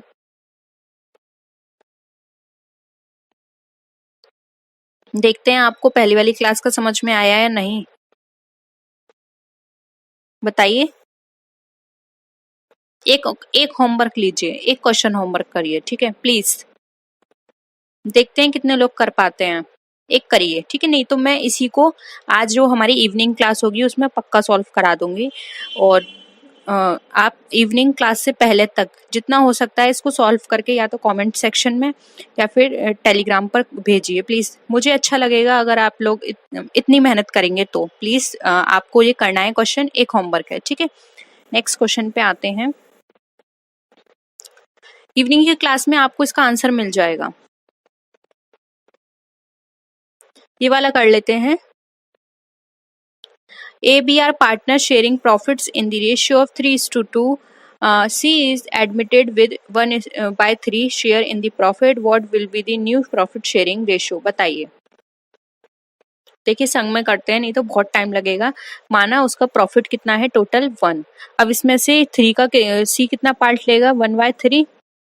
एक में से तो बचा हमारे पास कितना, 2/3।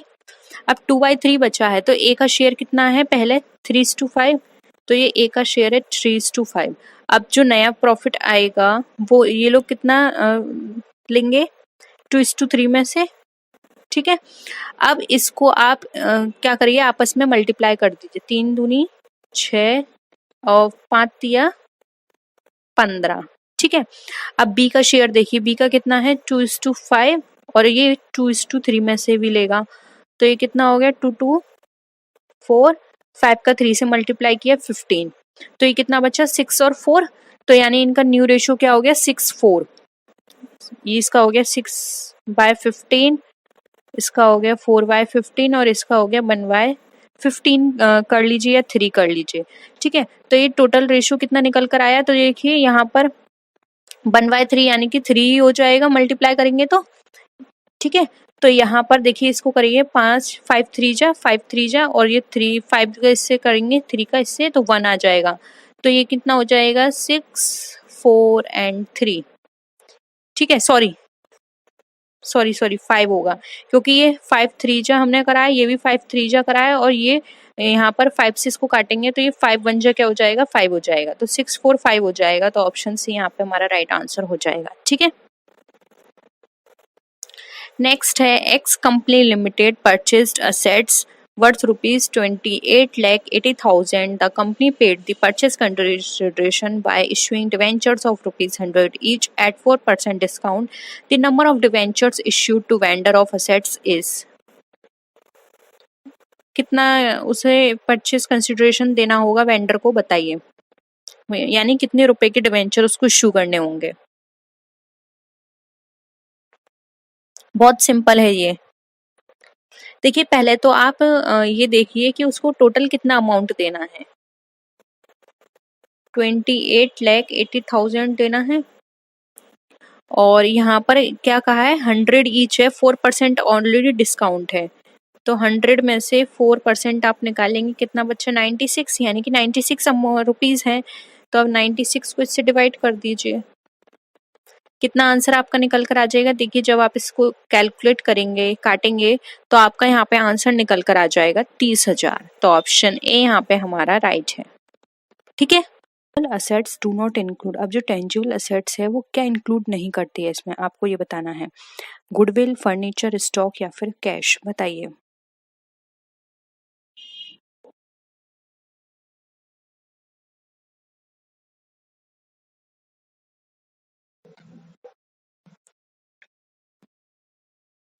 देखिए टेंजिबल असेट्स क्या होती हैं, जिनको हम टच कर सकते हैं, जिनको हम देख सकते हैं। तो फर्नीचर, स्टॉक एंड कैश, इन सबको हम टच भी कर सकते हैं, देख भी सकते हैं, लेकिन गुडविल को नहीं कर सकते। इसलिए यहाँ पे ऑप्शन क्या ये हो जाएगा, हमारा राइट आंसर हो जाएगा। सिंपल था ये क्वेश्चन। सेकंड क्वेश्चन है the credit balance of personal account is, अब क्रेडिट बैलेंस जो है पर्सनल अकाउंट का वो क्या है, कैश इन हैंड है, अमाउंट रिसीवेबल है, अमाउंट अर्न है या फिर अमाउंट पेएबल है।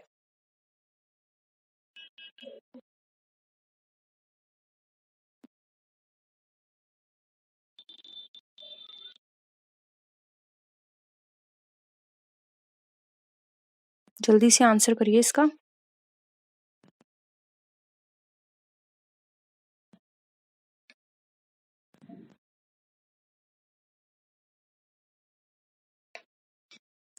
देखिए क्रेडिट बैलेंस पूछा है, तो क्रेडिट बैलेंस का मतलब होता है आपको कोई अमाउंट देना है। ठीक है, तो यहाँ पर देखिए ऑप्शन डी जो है वो राइट आंसर हो जाएगा, अमाउंट पेएबल।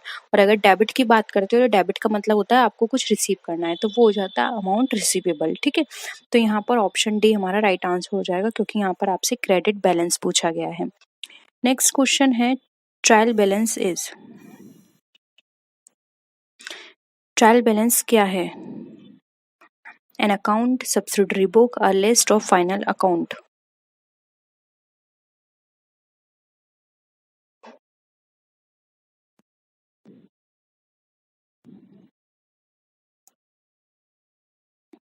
जल्दी से आंसर करिए। देखिए ट्रायल बैलेंस जो होता है एक लिस्ट होती है जिसके अंदर हमारे डेबिट और क्रेडिट जो भी ट्रांजेक्शन्स होते हैं उनकी यहाँ पर हमें डिटेल दी होती है कि इस अकाउंट में हमने इतना एक्सपेंडिचर किया। ठीक है, तो एक लिस्ट होती है, ये कोई अकाउंट नहीं होता, ना ही कोई ये हमें सब्सिडरी बुक से रिलेटेड होता है। ये बस हमें एक लिस्ट प्रोवाइड करता है जिसके बेसिस पर हम अपने ट्रेडिंग एंड पेंडल अकाउंट और उसके बाद फिर फाइनल अकाउंट तैयार करते हैं। तो ऑप्शन सी यहाँ पे हमारा करेक्ट हो जाएगा। नेक्स्ट क्वेश्चन है एवरेज ड्यू डेट इज, अब एवरेज ड्यू डेट क्या होती है, middle date of current account, certain date determined by creditors and debtors, average date of payment या फिर डेट ऑफ अकाउंट प्रिपेयरिंग।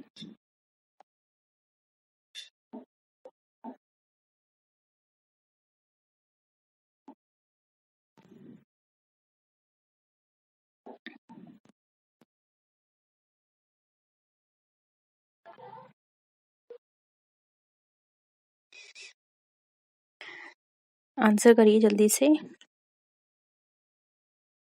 देखिए एवरेज डेट जो होती है वो हमारी एवरेज डेट ऑफ पेमेंट बताती है, यानी कि ऐसी डेट जिस पर हम पेमेंट करें तो किसी भी तरह से दोनों पार्टी में से किसी की कोई भी, अब इसमें दो पार्टी होती हैं, एक होता है क्रेडिटर एक होता है डेटर, तो किसी भी पार्टी की इंटरेस्ट का लॉस ना हो, क्योंकि अगर पहले पेमेंट कर देंगे तो किसका लॉस होगा, डेटर का, और अगर पहले यहाँ पर क्रेडिटर का फायदा हो जाएगा, और अगर देर से पेमेंट करेंगे तो यहाँ पर डेटर का फायदा होगा लेकिन क्रेडिटर का लॉस हो जाएगा।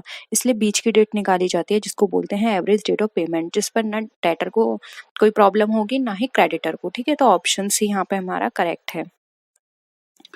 नेक्स्ट डेट है क्वेश्चन है which is the fundamental accounting equation from the following. अब इसमें फंडामेंटल अकाउंटिंग इक्वेशन आपको बतानी है।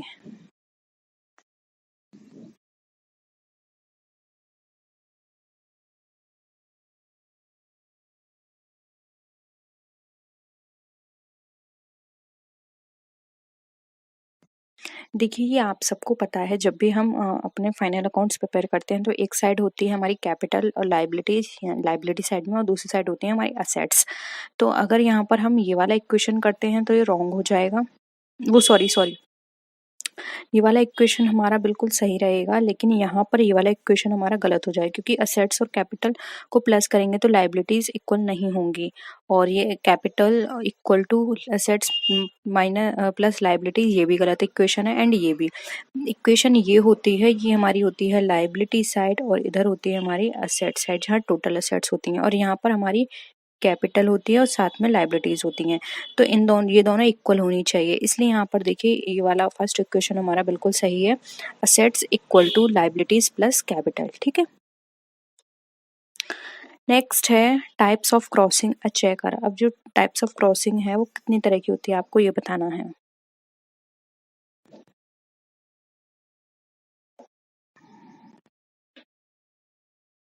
2 है, 3 है, 4 है या 6 है, और अगर नाम भी पता हो कि ये टाइप है और ये इनके नाम है तो वो भी मेंशन कर दीजिए।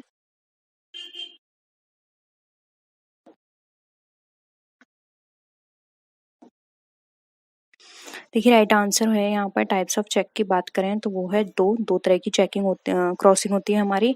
एक होती है, हम बात करें तो जनरल क्रॉसिंग, और एक होती है हमारी स्पेशल क्रॉसिंग। देखिए, जनरल क्रॉसिंग वो होती है जब अकाउंट के साइड में हम दो यहाँ पर लाइन करते हैं, ठीक है, 2 लाइन कर देंगे और फिर यहाँ पर बीच में क्या लिखेंगे, अकाउंट पे ओनली। तो ये तो हो गया हमारा जनरल क्रॉसिंग। और अगर हम बात करें स्पेशल क्रॉसिंग की, तो किसी भी चेक के साइड में जब हम 2 लाइन करते हैं और यहाँ पे किसी पर्टिकुलर बैंक का नाम भी लिखते हैं तो वो हमारा हो जाता है स्पेशल क्रॉसिंग। ठीक है, नेक्स्ट है विच ऑफ द फॉलोइंग में have both debtor and creditor balance. Only cash column of cash book, only cash column bank column of cash book, both bank and cash column, या फिर neither bank nor cash column. बताइए।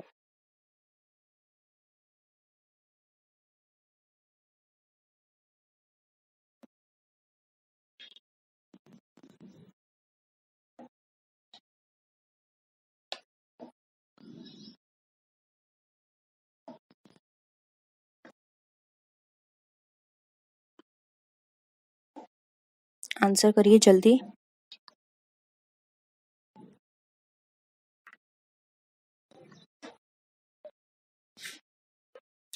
देखिए, यहाँ पर अगर हम बात करें तो बी यहाँ पे हमारा राइट आंसर हो जाएगा, क्योंकि देखिए अगर यहाँ पर हम कैश कॉलम की बात करते हैं तो कैश कॉलम में सिर्फ उतना ही कैश होगा, मतलब जितना ही कैश होगा हम उतना ही तो यूज़ करेंगे, एक्स्ट्रा कैश तो यूज़ कर नहीं सकते। लेकिन बैंक कॉलम में क्या होता है, हम कई बार लोन भी ले लेते हैं, यानी कि हमारे पास कैश ना होकर भी हम उसको उससे ज़्यादा एक्सपेंस कर देते हैं, अपने अकाउंट में ना होकर भी ज़्यादा उसको खर्च कर देते हैं। ठीक है, क्योंकि वहाँ पर हमें हो सकता है ओवरड्राफ्ट फैसिलिटी हमने ले रखी हो, लोन फैसिलिटी हमने ले रखी हो। ठीक है, तो यहाँ पर only bank column of cash book हमारा राइट आंसर हो जाएगा। ठीक है, क्योंकि इसमें डेबिट साइड भी हो सकता है बैलेंस और क्रेडिट साइड भी हो सकता है बैलेंस। नेक्स्ट है the lowerest enclosure of filing is the file. बताइए, लोअरेस्ट एनक्लोजर कौन सा है फाइलिंग का, फाइल के अंदर, wire filing, hanging filing, standing filing, या फिर both B and C.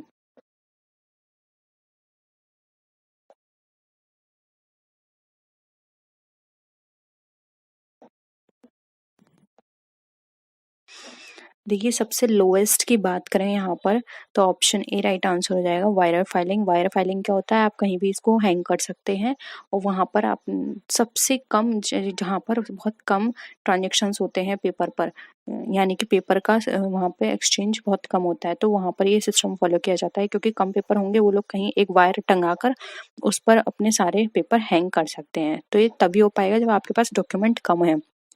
Document ज़्यादा होंगे तो वहाँ पर आप एक वायर पे सारे डॉक्यूमेंट हैंग नहीं कर सकते, इसलिए लोएस्ट फॉर्म है यहाँ पर वायर फाइलिंग। ठीक है,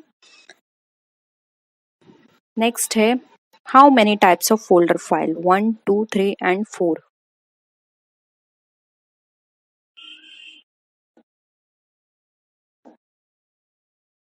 बताइए कितनी तरह की फोल्डर फाइल होती हैं हमारी।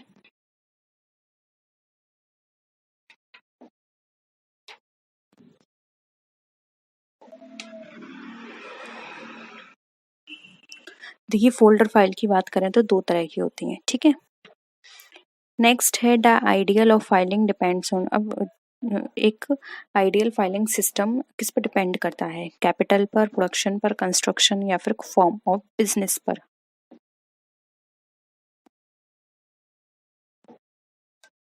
अगेन वेरी सिंपल है ये क्वेश्चन।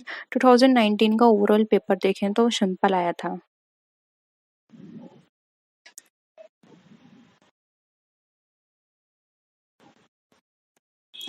देखिए डी यहाँ पर राइट आंसर हो जाएगा, द फॉर्म ऑफ बिजनेस। जैसा कि मैंने आपको इससे पहले वाले क्वेश्चन में भी बताया था, जहाँ कम ट्रांजेक्शन्स होते हैं। अब कम ट्रांजेक्शन्स कहाँ होंगे, या तो कंपनी टेक्नोलॉजी बेस्ड है, यानी कि सारे वहाँ पे काम मशीन से होते हैं। ठीक है, पेपर वर्क भी मशीन के थ्रू होता है, या तो वो ऐसा फॉर्म हो बिजनेस का, तब वहाँ पर हम डिपेंड करेंगे। ठीक है, और कि कौन सा सिस्टम होना चाहिए, या फिर वहाँ पर सारा काम कैसा होता है, स्मॉल बिजनेस है। ठीक है, तो ये डिपेंड करता है बिजनेस का टाइप क्या है। तो हम आइडियल सिस्टम कोई एक पर्टिकुलर लेकर नहीं चल सकते, आइडियल सिस्टम सारे हो सकते हैं, डिपेंड करता है कि फॉर्म कैसी है बिजनेस की। ठीक है, नेक्स्ट है यूज ऑफ साइन कार्ड। अब साइन कार्ड जो होता है कहाँ यूज किया जाता है, card indexing, vowel, letter book indexing या फिर क्रॉस इंडेक्सिंग।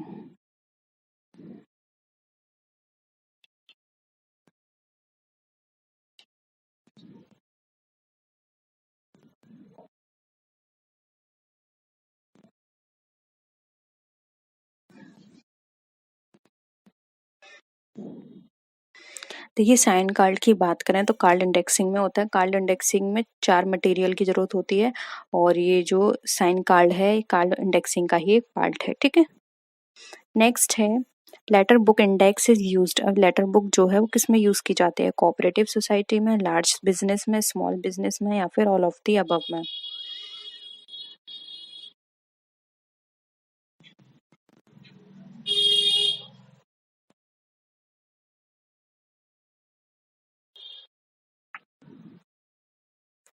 लेटर बुक की बात की जा रही है तो देखिए सी आंसर हो जाएगा, क्योंकि लेटर बुक में आपके सारे डॉक्यूमेंट कैसे आएंगे, ए बी सी, और अगर ए से ही ये मान के चलिए आपके पास 1000 डॉक्यूमेंट है, तो पूरे जेड तक कितने सारे हो जाएंगे, तो उनको फाइंड आउट करना मुश्किल है, या 1000 से ज्यादा भी हो सकते हैं।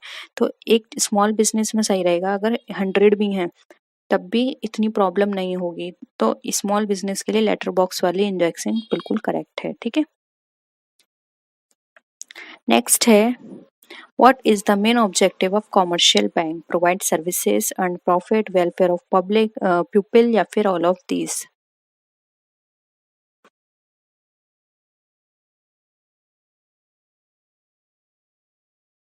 आंसर करिए, कॉमर्शियल बैंक का पूछा है यहाँ पर, कॉमर्शियल बैंक का क्या ऑब्जेक्टिव होता है।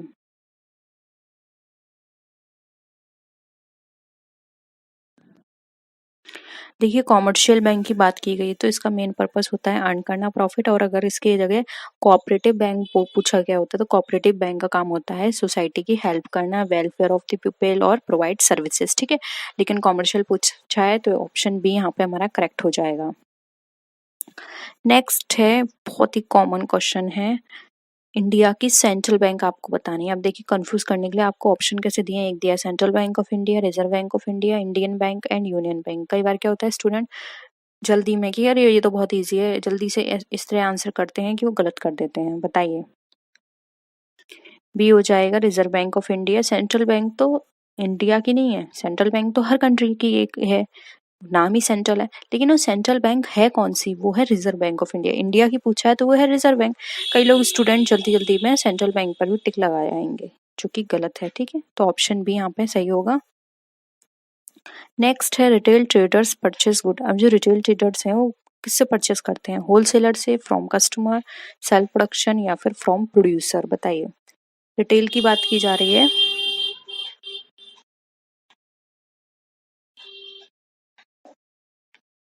देखिए यहाँ पर इसका राइट आंसर हो जाएगा ए होलसेलर। रिटेल होलसेलर्स खरीदते हैं। देखो ऐसी चेन होती है, प्रोड्यूसर, प्रोड्यूसर से खरीदेगा कौन, होलसेलर, होलसेलर से खरीदेगा रिटेलर, और रिटेलर से कौन खरीदेगा, कस्टमर। अब बीच में एजेंट भी आ सकते हैं, जैसे प्रोड्यूसर से होलसेलर में भी एजेंट आ गया, यहाँ एजेंट आ गया, यहाँ एजेंट आ गया। ये डिपेंड करता है, वैरायटी है इसमें, बहुत सारी फॉर्म्स हैं इनकी चेन की। ये एक सिंपल मैंने आपको ओवरऑल बता दी है। कई बार क्या होता है, डायरेक्ट प्रोड्यूसर से कस्टमर भी आ जाता है, बीच में एक एजेंट होगा, या फिर नहीं भी हो सकता, या फिर डायरेक्ट प्रोड्यूसर से रिटेलर भी आ सकता है। डिपेंड करता है किस जगह पर कौन सा प्रोडक्ट की बात की जा रही है। लेकिन यहाँ पर ए हो, पी से हमारा क्या हो जाएगा, डब्ल्यू, डब्ल्यू से आर, आर से सी, तो इसलिए यहाँ पे ऑप्शन ए हमारा करेक्ट है। नेक्स्ट है what is credit control. Credit expansion, contraction of credit, expansion and contraction of current supply, currency supply, या फिर all of these.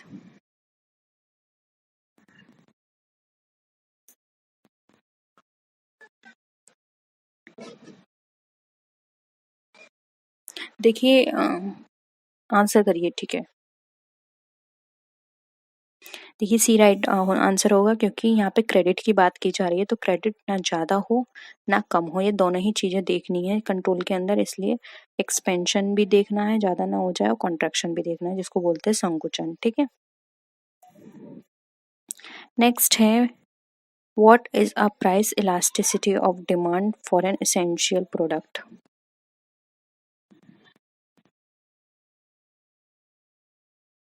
0, 1, more than 1, less than 1।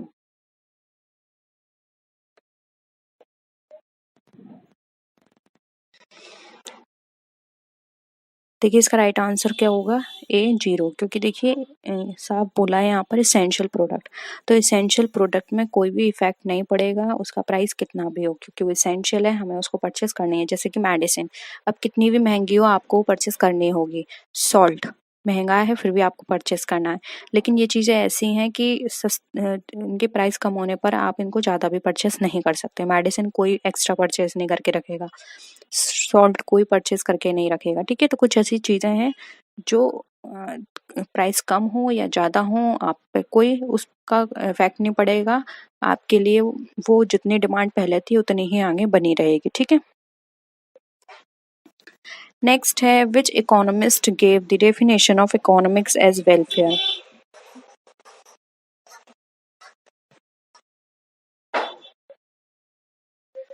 Robins, Adam Smith, Alfred Marshall, या फिर जेके Mehta.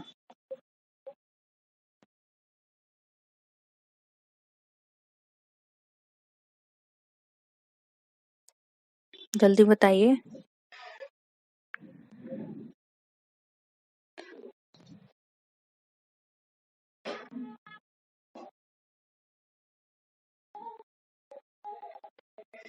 Right answer क्या हो जाएगा, सी, जो कि है अल्फ्रेड मार्शल, ठीक है। नेक्स्ट है leave of service to labour is wage, this statement is, किसका है ये statement, professor Gide, professor Marshall, professor Seligman, या फिर प्रोफेसर माल्थस।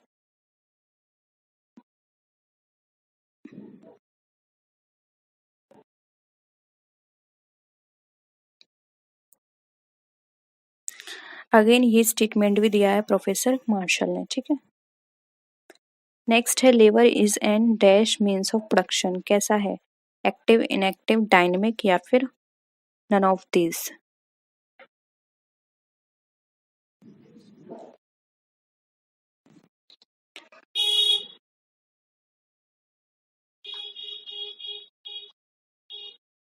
एक्टिव है, क्योंकि देखिए ये चल सकता है, मूव हो सकता है, ठीक है, सांस लेता है, तो ये एक्टिव है।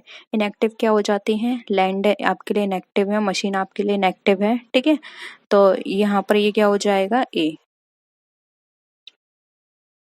नेक्स्ट है wages are the reward of which means of production. Wages किसको दी जाती है? लेबर को, रेंट को, बोथ ए एंड बी, या फिर none of these.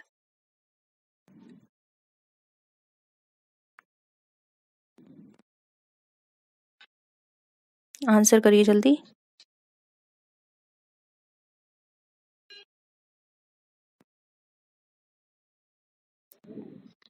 Wages provide की जाती है लेबर को, तो ये इसका मीन्स ऑफ प्रोडक्शन है, ठीक है। नेक्स्ट है who of the following is traded in the capital market? Good share, foods, gold.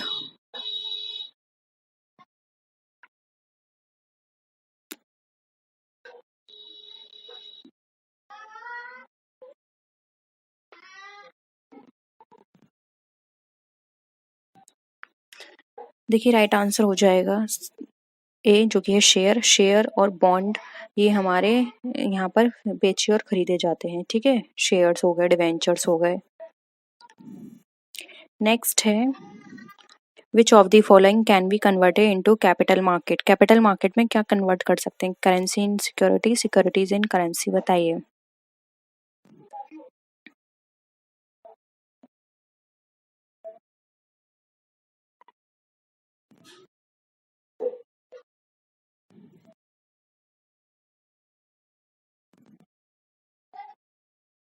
देखिए राइट आंसर हो जाएगा यहाँ पे सी, जो कि है both A and B. Currency को हम एक्सचेंज कर सकते हैं, कन्वर्ट कर सकते हैं सिक्योरिटी के अंदर, या फिर अगर हम चाहें तो अपनी सिक्योरिटीज को कन्वर्ट करा सकते हैं करेंसी के अंदर। दोनों ही हमें फैसिलिटियाँ दी होती हैं, ठीक है। नेक्स्ट है functions of capital market. Flow of capital, arrange capital, transfer of securities, या फिर ऑल ऑफ दी अबव।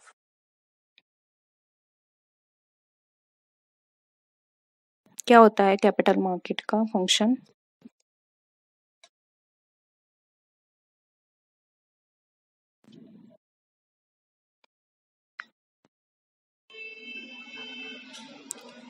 देखिए कैपिटल मार्केट में हम फ्लो भी कर सकते हैं, कैपिटल का अरेंज भी कर सकते हैं वहाँ से, क्योंकि कैपिटल क्रिएशन होता है हमारा, और ट्रांसफर ऑफ सिक्योरिटीज भी। इसलिए यहाँ पे ऑप्शन ए, वो डी हमारा राइट आंसर हो जाएगा। नेक्स्ट है related to importance of capital market is. क्या होती है importance? Assistance in industrial development, increase in capital formation, dual role operation, या फिर ऑल ऑफ दी अबव।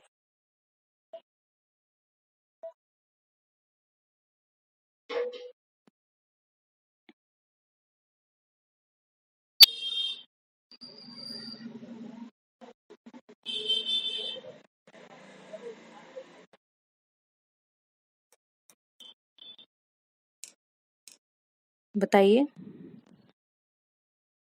देखिए डी राइट आंसर हो जाएगा। जो कैपिटल मार्केट है, डुअल रोल क्या होता है, जो अभी मैंने आपको बताया, करेंसी को हम कर सकते हैं किसमें? सिक्योरिटीज में, और सिक्योरिटीज को करेंसीज में। तो डुअल रोल ऑपरेशन हो गया, इंक्रीज इन कैपिटल फॉर्मेशन भी होता है, और असिस्टेंट करता है इंडस्ट्रियल डेवलपमेंट में, ठीक है। तो ऑप्शन डी यहाँ पे हमारा करेक्ट है। होप यहाँ पर आपको सारे क्वेश्चंस क्लियर हैं। कोई भी डाउट हो तो बता सकते हैं। नेक्स्ट वीडियो में मिलते हैं और भी अच्छी वीडियोस के साथ। तब तक के लिए टेक केयर, बाय बाय।